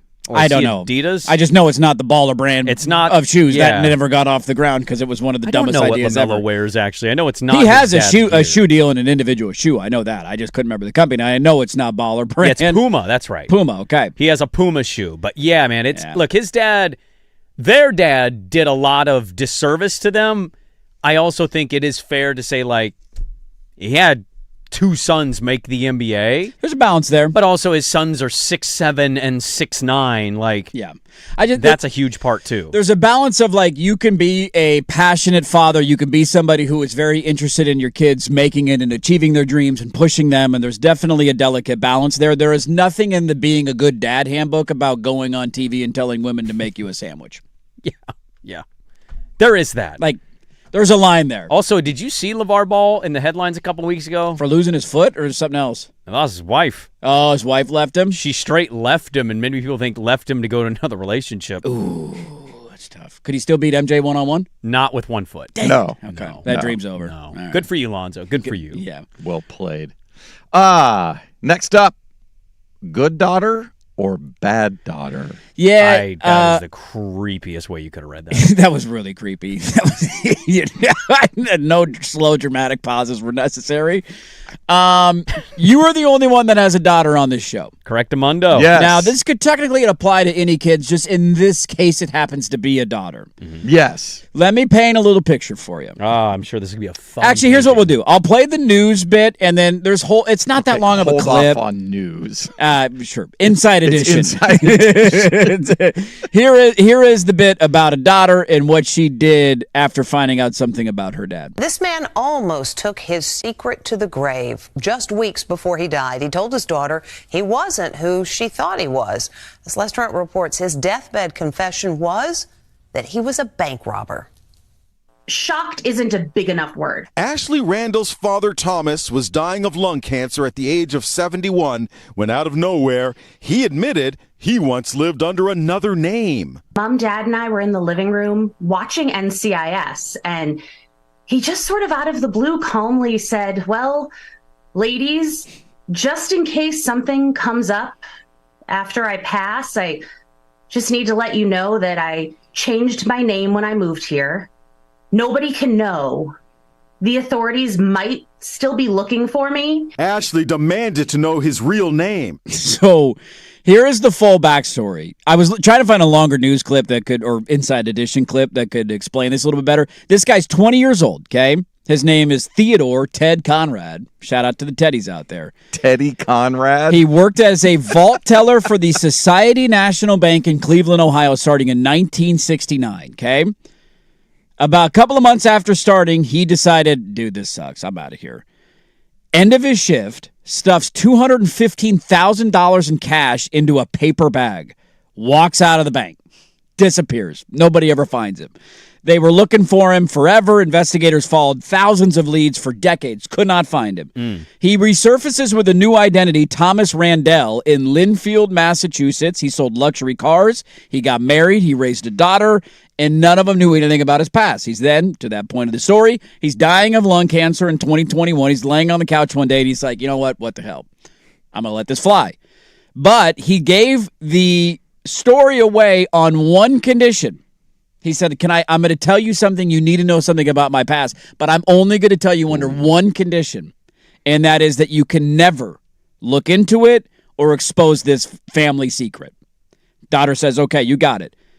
Within hours of him dying, she broke the promise to her dad because he explains the whole thing. Look, I stole money from a bank. I haven't told anybody about this. They've been looking for me for decades. He dies. She then immediately turns around and launches a podcast called Smokescreen, My Fugitive Dad, turning the private confession into a full public investigation. Good daughter or bad daughter? Well, a couple follow-ups here. Okay. One, was it just easy in the 60s and 70s to change your name and get an identification? And there's no internet, dude. There's no cell phone tracking. There's no... Probably all paperwork. I need a new license. My name's Thomas Randell. You know a guy who knows a guy who can get you an ID and get you a social security card. I don't even think you needed a guy. I think the system was so newish that it was just easy to do. If somebody walked out of a bank with $215,000, you couldn't change your name now. You couldn't change your name, and also how quickly until they catch. There's security cameras, there's flock cameras, there's ring cameras. They're going to see you going into your car, know where you drove. There's a camera on the highway. They're going to find you within minutes. Yeah, he should have slow played this better to not have to go through changing his name and relocating. He should have taken the money, pretended he was beat, left the money hidden, never got anything extravagant, and 8 months later quit is what he should have done. But it worked out for him. He got away with it. He evaded capture for 52 years. It happened when he was 20-something. He died at 71. How good of a dad was he? Right? That's the instant follow-up. If he was an amazing father who was there for his kid, provided everything, gave her a great opportunity. He held down a regular job. Supported her. Yeah, he was selling luxury cars, so I mean, he had a $215,000. The equivalent of what he stole in 69 is at about $1.8 million in modern money. Set him up for probably the rest of his life. For the rest of his life, he was set. If you had a secret... Hard to say bad daughter because I don't know what kind of father he is, and that's an important context here. She's also financially, I'd imagine, capitalizing on the podcast. I was going to say, if she's... kind of a good podcast. Grifting on it. Yeah. Actually, Dad might be kind of proud of that grift. You think the dad's proud of the grift? I mean, he specifically said not to do it. Right, that's my thing. Of he could have said, hey... But he was also a criminal. Do whatever you want to do after I die. When I'm dead, I'm gone. That's fine. Because he didn't know when he was just laying on his deathbed. So, when I'm gone, do what you need to do. So the only issue could be, and I don't know if there's a statute of limitations, but if the feds could get restitution on the estate. I do not know the answer. See, I would worry about that. Right. They're going to come after the money. It might come after our family's money if I start publicizing that he was the one that robbed the bank. Is there any kind of secret you're going to tell somebody on your deathbed? As of now? No, not as of now. No secret family. Right. Nothing. No. I got nothing. I got no skeletons of that level. What would you guys do if your parent revealed some kind of level of this secret? Maybe not the exact same crime, but something you're like, your mind is blown. I would not launch a podcast about it. No. I would not never do that. I'd probably keep it. I think I would too. I think I would keep it buried almost to the point where I would want to forget it. And this goes back to if I had some sort of relatively, as you said, if he had a normal job and he raised his family and there was no indication that he was, of a deceitful lifestyle or whatever. Right. Why would I want then in my head to go back and undo everything that had been a relatively decent upbringing? Yeah, it does make you wonder the family secrets that you don't know. Because there's got to be some stuff from a relative or from some. Yeah. But my secrets are always the worst things that aren't really secret, but then you find it out and you're like, cool, you've ruined somebody that I actually valued. Yeah. Yeah, that's true. If it's a bad secret. Especially in your white. Yeah. Can we just say that? I was in an In-N-Out drive-thru with my mom, and we were talking about our grandparents, and my great-grandma, who I knew probably the last 10 years of her life, like got to know her. I would talk with her. She would say funny things. She was smoking with an oxygen mask attached to her nose and the tank between us. And I'm stupid as a kid. I have no idea that, like, this thing could just blow up at any moment. And she's just over here smoking in the house with the oxygen tank. And she's sharing these stories. And I was at her house when Princess Diana died. Like, that was a big night for my mom. And my mom's in the drive-thru, and she's like, oh, yeah, she hated anything black. And I went, what? Come on, Mom. And she goes, oh, yeah, there was somebody that brought her a black dog, and she wouldn't let it in the house. And I went, oh, my God, dude. I'm just like, that's it. That's the stuff I find out. That's a bit of a gut punch. Ouch, cool. Granny, great. Come on. Raised in Oklahoma. I mean, yeah, I know. It's like the Duck Dynasty guys. Like, who's surprised by that? She was born in the 1920s in Oklahoma. Like, those are the family secrets I'm discovering. What are you guys discovering? I've only heard one. How did the Swags get to Lake Oswego? Well, it's a funny story, actually. Yeah, my dad told me a story one time about somebody in the family having an affair. And it was like, whoa. That nobody, like, it was not known. It was not the marriage was there together. A child of it? No child. There was just an affair, and nobody knew it. The moment of it, I will never. It's funny, the little things that stick with you. That we were listening to a song, and he mentioned the family member who loved that band, and he kind of smirked and he chuckled, and he was like, you know why he loved that band? Because he had an affair with the lady, and that was her favorite band. And I was like, what? Oh, okay. All right. How about that? I mean, I had a cousin on like one of those Maury Who is the Father shows. You are not the father. It's just like family secrets are awful. Yeah, for your side, that's a little scary. Don't go down that road. What else we got? One more in here. TCU, what you doing? Dude, we have not talked about the sports story. So the report you gave us, the fight? Yeah, the fight in the locker room. Have you seen the follow-up to this? I have not. Was it true that the player got kicked off the team and somebody was in the hospital? It basically, they were trying to not discuss it, and one of the reporters, I think it's with the Fort Worth Star-Telegram. Okay. He covers the team. They're trying to pull his credentials for reporting on this topic. Come on, man. Which people out there say this, I don't like this guy, pull his media credentials. And I'm always like, dude, you really lighten up here. Free press is a free press. Well, some people don't believe in that anymore. Yeah, TCU doesn't believe in that anymore. TCU is like going the route of, no, you're not allowed here anymore because you're reporting on something that Sonny Dykes doesn't want out. Yeah, every fan base is guilty of that to a certain extent. Like, I know our guy Ryan Clark got some heat from Duck fans when he had the samples, video, and update. You report literally anything remotely in the negative. People hate you and think you have it. Oh, you're doing this on purpose. You waited until the day before the camp. And it's just like, no, they just got the tip. They vetted the tip, and then they republished it and reported it when they got it. Like the evidence, they had to get the police reports. You're not volunteering any information to get the story out. So not some grandiose, it's motive a big behind deal the scenes to have a team pull a media credential. Yes. Like, It's that's a embarrassing, massive. It is an embarrassment. I remember Lincoln doing this. Didn't he do this in his time in Oklahoma? Wasn't there like a student newspaper it was a student that saw kid watching from the rooftop, and they like banned him from practice or something? We tried to get the kid on, we did get the kid. I can't remember, but it was just like it was kind of crazy. Stephen Johnson had his credentials pulled. Sunday. Due to the threats that were made to the victim after the locker room assault on August the 13th, Johnson was set to cover the Horned Frogs game against UNC in Dublin in Ireland. He is still headed to Ireland for the game. Are you still going to go to the game? He's not allowed in the stadium? Boarding the flight now, I just want to say I appreciate all the support and those reaching out. It means a lot. But TCU basically came out and was because they had to dismiss safety Jacob Fields for the fight that happened in the locker room. And TCU is like, no, you're not allowed to cover our team anymore. You had a teammate punch a teammate in the face and send him to the hospital. You then kicked the one teammate off of the team, and you don't think people should report on that? I just don't understand what the argument is. It made us look bad. You know what makes you look bad? Signing players who punch their teammates in the face in the locker room that you then have to kick off of your team. Maybe let's look in the mirror. Maybe it's a you problem here. Their AD, Mike Buddy, said, quote, our primary focus is the health and well-being of our student athlete.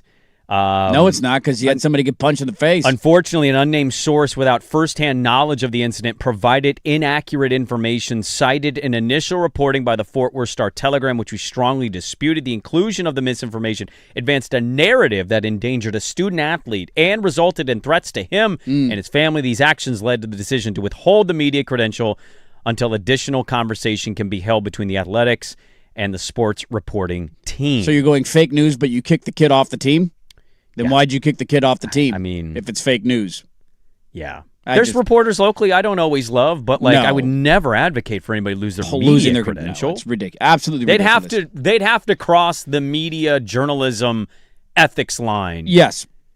And are we not rooting for the media in Dublin? Is this turning into a media rooting situation? Because I sure as hell ain't rooting for Belichick. I don't want to root for Belichick. I don't want to root for TCU anymore now. I see UNC going 12. Now this game sucks. Now I'm bummed out on the whole game. Now the whole thing. This is the first one of the season. Way to go, college football. More Magic Hat next on The Fan. Hey.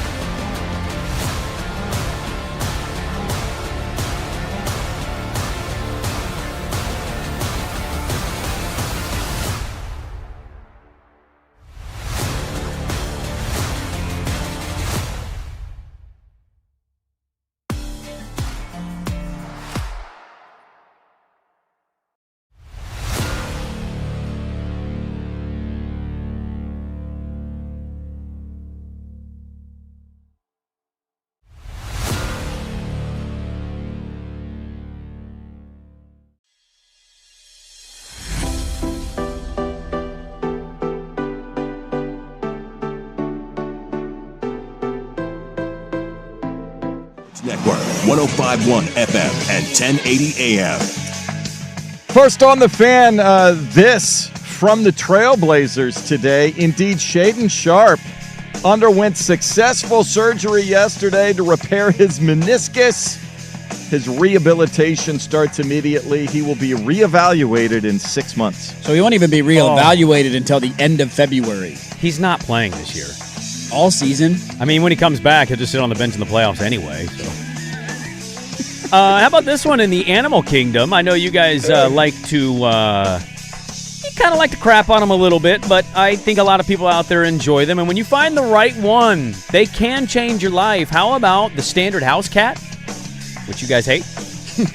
Nebraska state capitol officials have an unofficial feline mascot named Cameron the Capitol Cat. Wow. Made the Capitol a home away from home near downtown Lincoln. Resident owner Diana McGinnis. After long legislative days, staffers and lawmakers alike would greet Cameron even on nights after heated filibusters. And on those stretches, they found that he give them a lot of stress relief. Cameron retired in May as the unofficial Capitol greeter when McGinnis moved to an assisted living home. They are debating and voting on making it a statue. Really? Cameron, in the Capitol, huh? The Capitol Cat. I'm for more joint. You see a lot of NFL teams do this. Like teams will have, or baseball, they'll have like a dog in the clubhouse or in the facility. A lot of hockey teams will have hockey teams have that. Like hey, just hanging out in the locker room, dude. It brings up camaraderie. I'm all for that. Hockey teams should have a team penguin. Without just waddling around. Let him flop around on the ice a little bit with you during practice. It'd be great. We are going through a very heated city debate about what we're going to spend money on in terms of renovating the Moda Center. Yes. One of the big arguments against is that, we're in a tough spot financially right now. We're a little strapped as a city. Have you seen our budget forecast? How about this one for you? There is a gal who served as the Deputy City Administrator of Public Works, whatever the hell that means, one of 4 Deputy City Administrators under the new form of government. Priya Danapal, I believe is how you say her name. She worked there for 2 years. 2 years. During the time she worked there, received a salary for her job. Yeah, didn't do anything. She's leaving. Nobody's saying why she's leaving, if she's quitting or if she's getting fired. We are paying her a $221,000 golden parachute. There you go. There's your fiscal. That's the city that keeps on working right there. But Moda Center, God forbid. From the George McCoy at Warren Allen Sports Desk, don't call your mom, call George McCoy at warrenallen.com. This is the Fans.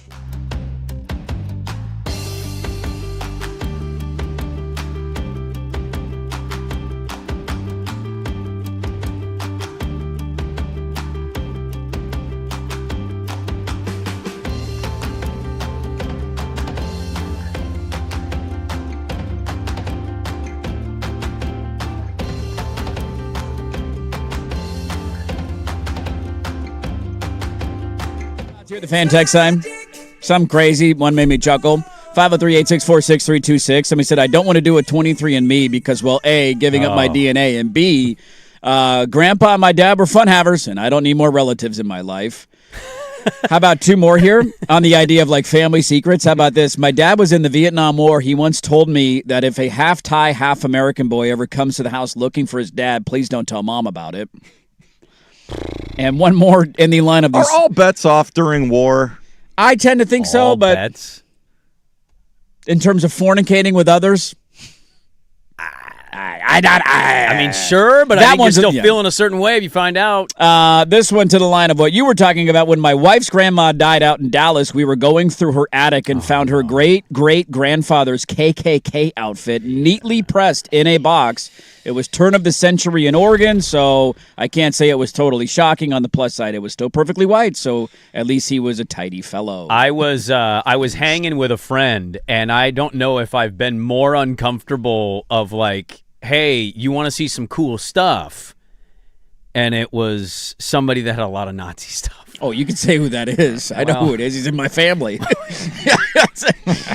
Might even be a sympathizer for all I know. I don't know what's going on there politically, to be honest with you. There's a lot of stuff, man. It's one thing. This is a lot of Nazi stuff, dude. Why do you got all this stuff, There's a lot of Nazi stuff in right here, and I'm getting a little, as a World War II buff, I'm getting a little uncomfortable. Well, my dad is half Japanese, right? And so my mom met him when she was really young, and she had 3 kids, right? I'm quarter Japanese. My great-grandfather, who was married to that racist great-grandmother, he helped raise my mom at a lot of different points of her life. He is the guy that introduced me to not sharing food with people by sneezing on my chili dog. Take a sneeze on my her. mom also revealed to me that like he wouldn't allow any rice in the house because he went through war. Yeah. Somebody's gone through war. I'm not going to judge that. All right. I don't know what that was. How could you not eat rice? I know. I love rice. I could eat rice every day. It's a staple. But, yeah. Crazy. Seen some All things. right. Next up, lowest ever. This one's a quick one. I just thought this was in there last week, and I put it back in because I thought it was interesting, and I'm wondering what we chalk it up to, if that makes sense. A new Gallup survey came out a week ago, and they have been tracking this data since 1939. 1939 is when they began tracking it. And it is the lowest mark ever for the percentage of American adults who consume alcoholic beverages. It has never been lower in the history of our country since they started tracking in 1939. I believe the percentage of alcoholic beverages, or percentage of adults who use alcoholic beverages is 54%. And it has been, I mean, you go back what to was it essentially during COVID, because I feel like that was when a lot of people had COVID. It was developed. it dipped before COVID, and then it spiked during COVID, Right. and then since spiked back we down. got out of COVID, it has been in a direct line down. We were up near upper 60%, it looks like, and we have dropped essentially in 5 years 14% of the American population that does not consume alcoholic beverages. It's a Is it a weed fascinating thing? Is it a conversation. pill thing? Is No, it we're cleaner? What do we chalk it up yeah. to? I mean, I think it's a combination. I don't think you're going to point to any one thing. Yeah. I do think a lot of people are getting healthier, which is important, right? Because we're a pretty obese nation. Yeah. This is I don't lifestyle changes. Right. I'm not at Casually- zero, but I'm at the Yeah. lowest I've ever been in my life. Oh, yeah, man. I don't. I mean, I had when we were building the fence, my oldest and my wife made these little margaritas, and I hadn't had tequila in God knows remember when. Get a little dipsy. Did I? No, I took a sip, and I was so utterly grossed out by it. Because it's been so didn't long drink since you it. had anything. Yeah. Well, yeah, I've had tequila before, and I've had good tequila. It was good tequila. Yeah, man, I don't really crave it. Swag's on the other end. He's holding up he's doing his service. I mean, yeah. Hey, you gotta have your fill somehow. Like everybody's got their little thing that they need to take the edge off, and everybody's gonna have their vice. That's as far as that. But would you call and it I think it's vice? I think alcoholic beverages For him? I would imagine so. Yeah, is it a de-stressor? It helps you calm down. Long week, pop a cocktail, right? Yeah. Takes the edge off a little bit. I also think there's a generational thing, and I'm be curious to watch this as Teddy grows up. Because booze, when I was in high school, was a bit like we partied a lot. You wanted to do what you could to get your hands we on want booze. like whatever we Yes. could do to get our hands on a 40 of Old And it was English or a such- Mad Dog 2020. We could do. It had such a stigma, of being sophisticated yes, and adult. and I think that's changed. Do you agree? That has changed. I wonder if our alcohol consumption now. You don't partake in gummies or anything like No. that. If it's a generational thing too, because it's just Probably.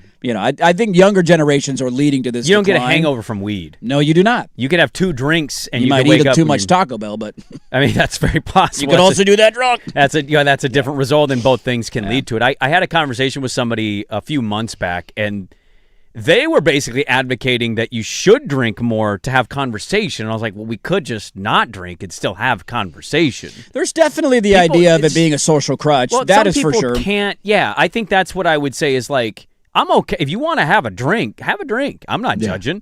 But some people have to have it to be able to talk, and that's interesting to me. Yes, that definitely exists. I know that.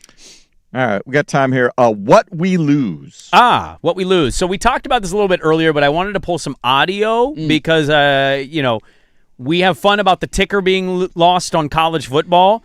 We don't have a Pro Bowl anymore, as Dirt alluded to with the NFL eliminating the Pro Bowl game. Just want to give you a nice reminder. We've had some nuggets that have been dropped during the NFL Pro Bowl. This is Peyton Manning in the heart of the Colts run after Mike Vanderjagt had popped off about Manning and Dungy not having the ability to win games. He said that, and then Peyton Manning was asked during the NFL Pro Bowl, and this was his response. Yeah, that's hard to believe, Len. Here we are. I'm out of my 3rd Pro Bowl. I'm about to go in and throw a touchdown to Jerry Rice. We're honoring the Hall of Fame. We're talking about our idiot kicker, who got liquored up and ran his mouth off. So, hey, Al, Dan, what has the sports world come to? We're talking about idiot kickers. He has ruined kickers for life. Akers and Vinatieri, these guys are great guys. They've been getting killed all week because our idiot ran his mouth. So when I get home, I'll deal with it. Tony and I talked about it. It's kind of funny, really, when you think about it. Get in. If he is still a teammate, we'll deal with it. You know, that remains to be seen. But the sad thing is, Lynn, he's a good kicker. He's a good kicker, but he's an idiot. Hey, Dan, what do you think about this? Hey, Dan, what do you think about this, Dan? Is that Dan Deerdorf? I think that's Dan Deerdorf. Right? Al Michaels and Dan Deerdorf. That was my Monday night team growing up. I missed your window and your era. Mine was Al Michael, Dan Deerdorf, and Frank Gifford. Yeah. That was my OG Monday night football club. I had Howard, Cosell, Gifford, and I was after Dandy Don Meredith. So I forget who joined them. When they got rid of Deersdorf and Gifford, and it went to Al, and I can't remember who else, and then they brought in SNL guy. Dennis Miller. Dennis Miller. Yep. That was odd, and then they tried the Kornheiser thing. That was odd. Didn't work. Three-man booths are tough. Three-man booths are tough. That was a good three-man booth for me. That was a good one back in the day. Yeah. Let's get one more in. We got time. One more. Quick. Right. Shrink the game. Perfect. This is a short, quickie one. YouTube Golf is not having the best of weeks. Did you see the good guy released like a 3-minute apology video yesterday? That really does it for me. In which he took no accountability and blamed the marketing department. He said he showed the clips of them filming it, saying, well, I didn't actually hit her. Nobody was actually assaulted in this. I just want to make sure that's clear. Tried to explain that it was a spinoff of the Obsession movie and I was obsessed with my driver. But, I mean, just more of the same from them, and more stores continue to pull their gear off of the shelves. By the way, quick, you haven't seen that movie. Do you know what happens in the scene he's referencing from the movie? No. It ends in death. So I would just highlight like, wow. Ha ha, my driver. And it's a pretty awful death. What are we doing here? So, and with the news of YouTube Golf having a bad week, one of the other YouTube Golf stars has stepped up and said, how about I throw my name into the ring? And that is from Grant Horvat, another YouTube Golf guy that I cannot stand, #ShrinkTheGame, announcing something that would be of intrigue to me, because Teddy Ballgame to this point still going very strong in his aspirations as a golfer. He wants to go out at some point every day and go hit golf balls. And I hope say, you keep doing this, man. You do it, buddy. You want to go outside and hit golf balls? We'll go outside and hit golf balls. You want to go to the park and hit golf balls? We'll go driving range. Him saying driving range is one of the cutest sayings because he can't fully say it, but he's pretty close. You give me a reason to go out to Waverly to watch golf. I'm going to be very proud of you. Hey, we got to go to Waverly today for about 2 hours. Teddy Ballgame. Little amateur tournament. Yeah, we got to go play in. How about this one? Because we do have the little set of the plastic clubs, the Fisher-Price set. You know, he's got a little actual club that he hits with, but we do have the plastic ones. Grant Horvat is releasing his own set, Lil Legends Golf Clubs. Let me tell you about them. You get 3 plastic clubs. Plastic, okay. 3 plastic clubs. So Fisher-Price. Fisher-Price. Right. 3, it seems like they say bouncy balls, kind of rubber balls, or foam balls to hit. If I'm going to ask you 3 plastic clubs and 3 foam balls, what should the price of that be? $9.95. It's not going to be what it is at Goodwill right now, because I see one every time, and that's usually $5, maybe $2. Right, you go get it cheap. Here's a used It's set. online. It's a kind of internet celebrity. I'm going to guess this is $19.99. Seems totally fair. I think the Fisher-Price set I bought off of Amazon for Teddy was like $19. I was like, you know what? Whatever. We'll do it. $199.99. $199. The proceeds go to a charity. And 99 cents. They go to Grant Horvat's charity bank account, in which he capitalizes on idiots buying the Lil Legends kids golf set. Away. I do love your pivot Shrink into the game. Shrink the Game. I'm leaning into this bit, dude. I can't stand these people. If you want to watch good golfers, watch the PGA Tour. Well, I don't get the commentary. Grant Horvat, you want to show you can do it? Go play on the PGA Tour. The pressure, I can't do it. Too much travel. I can't say that his reasoning, dude. I hate these guys. He can't do it because there's. He's got like a mental health thing, and it's too much on me, and all the I can't remember exactly what it was, but he tried to go on some big rant about why he's not involved in the PGA Tour. He's also just not good enough. Thank you. Go buy $199 Little Legend clubs though if you need to. Who is buying that? #Shrink the Game. I can find used real clubs for children for less than $100. Dude, they're 3 years old. It doesn't matter the quality of the club. Just get them swinging something. I had a little mini Nike iron set that I should have just given you. Yeah, we took my niece had one that was they're like 2 feet long, and he hits them all the time in the backyard. They're real perfect. iron. Exactly. Wow. Shove it, Grant Horvat. There you go. There is your magic hat. Always delivers. We will close up the show. We got some preseason games to keep an eye on tonight. Final thoughts with Sandy underway. Wrap it up next on The Fan.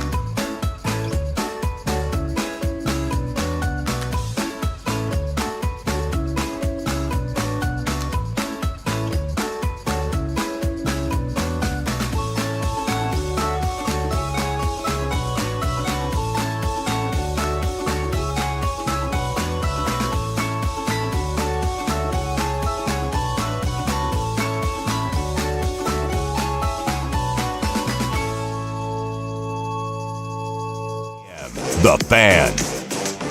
Some funny text coming in on the boozing numbers being down. Lowest they've ever been in American history. Ryan says, don't worry, I'm covering for at least 4 people.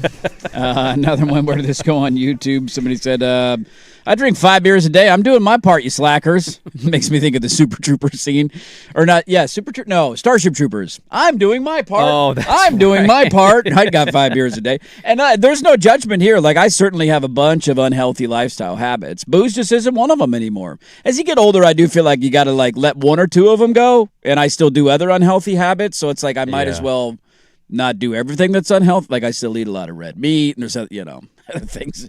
You better buy it now before the Argentina beef gets here. That is very true. That is very true. I would say on the booze front, because I went over a year with no booze. You did. That's not very hard.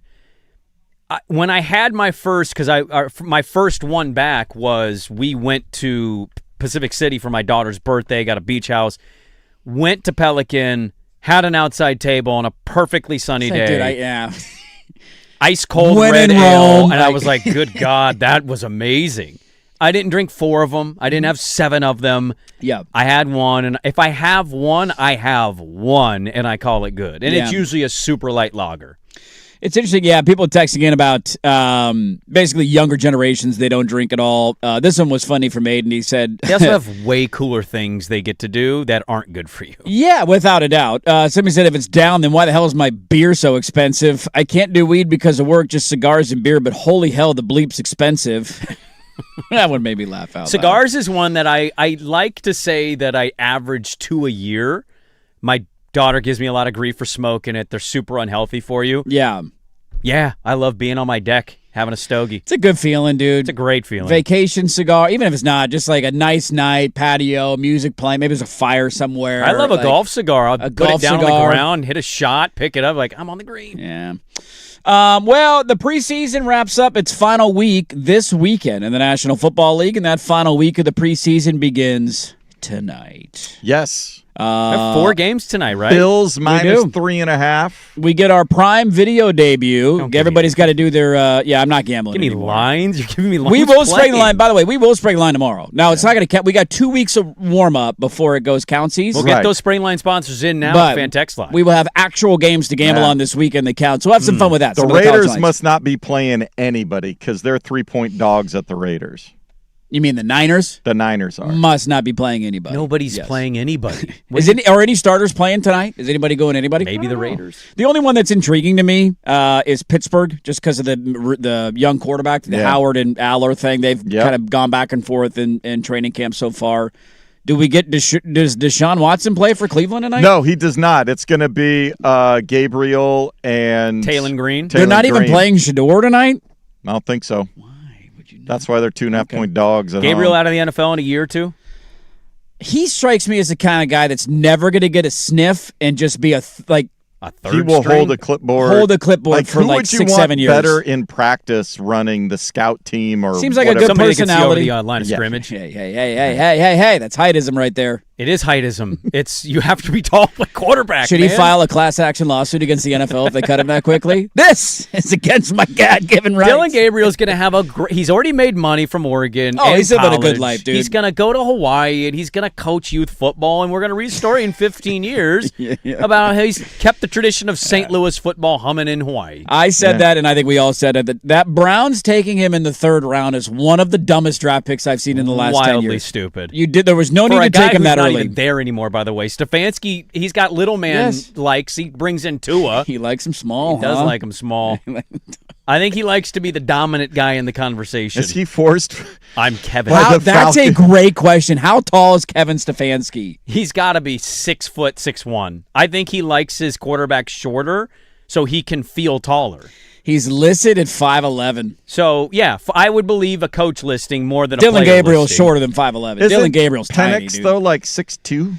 Listed at 6'2". But he didn't. To Sprague's point, though, he didn't. He just was hired in Atlanta. He didn't go draft Michael Penix. He drafted the shortest quarterback possible. Falcons trade for Gabriel at some point and then in the he season? signed who?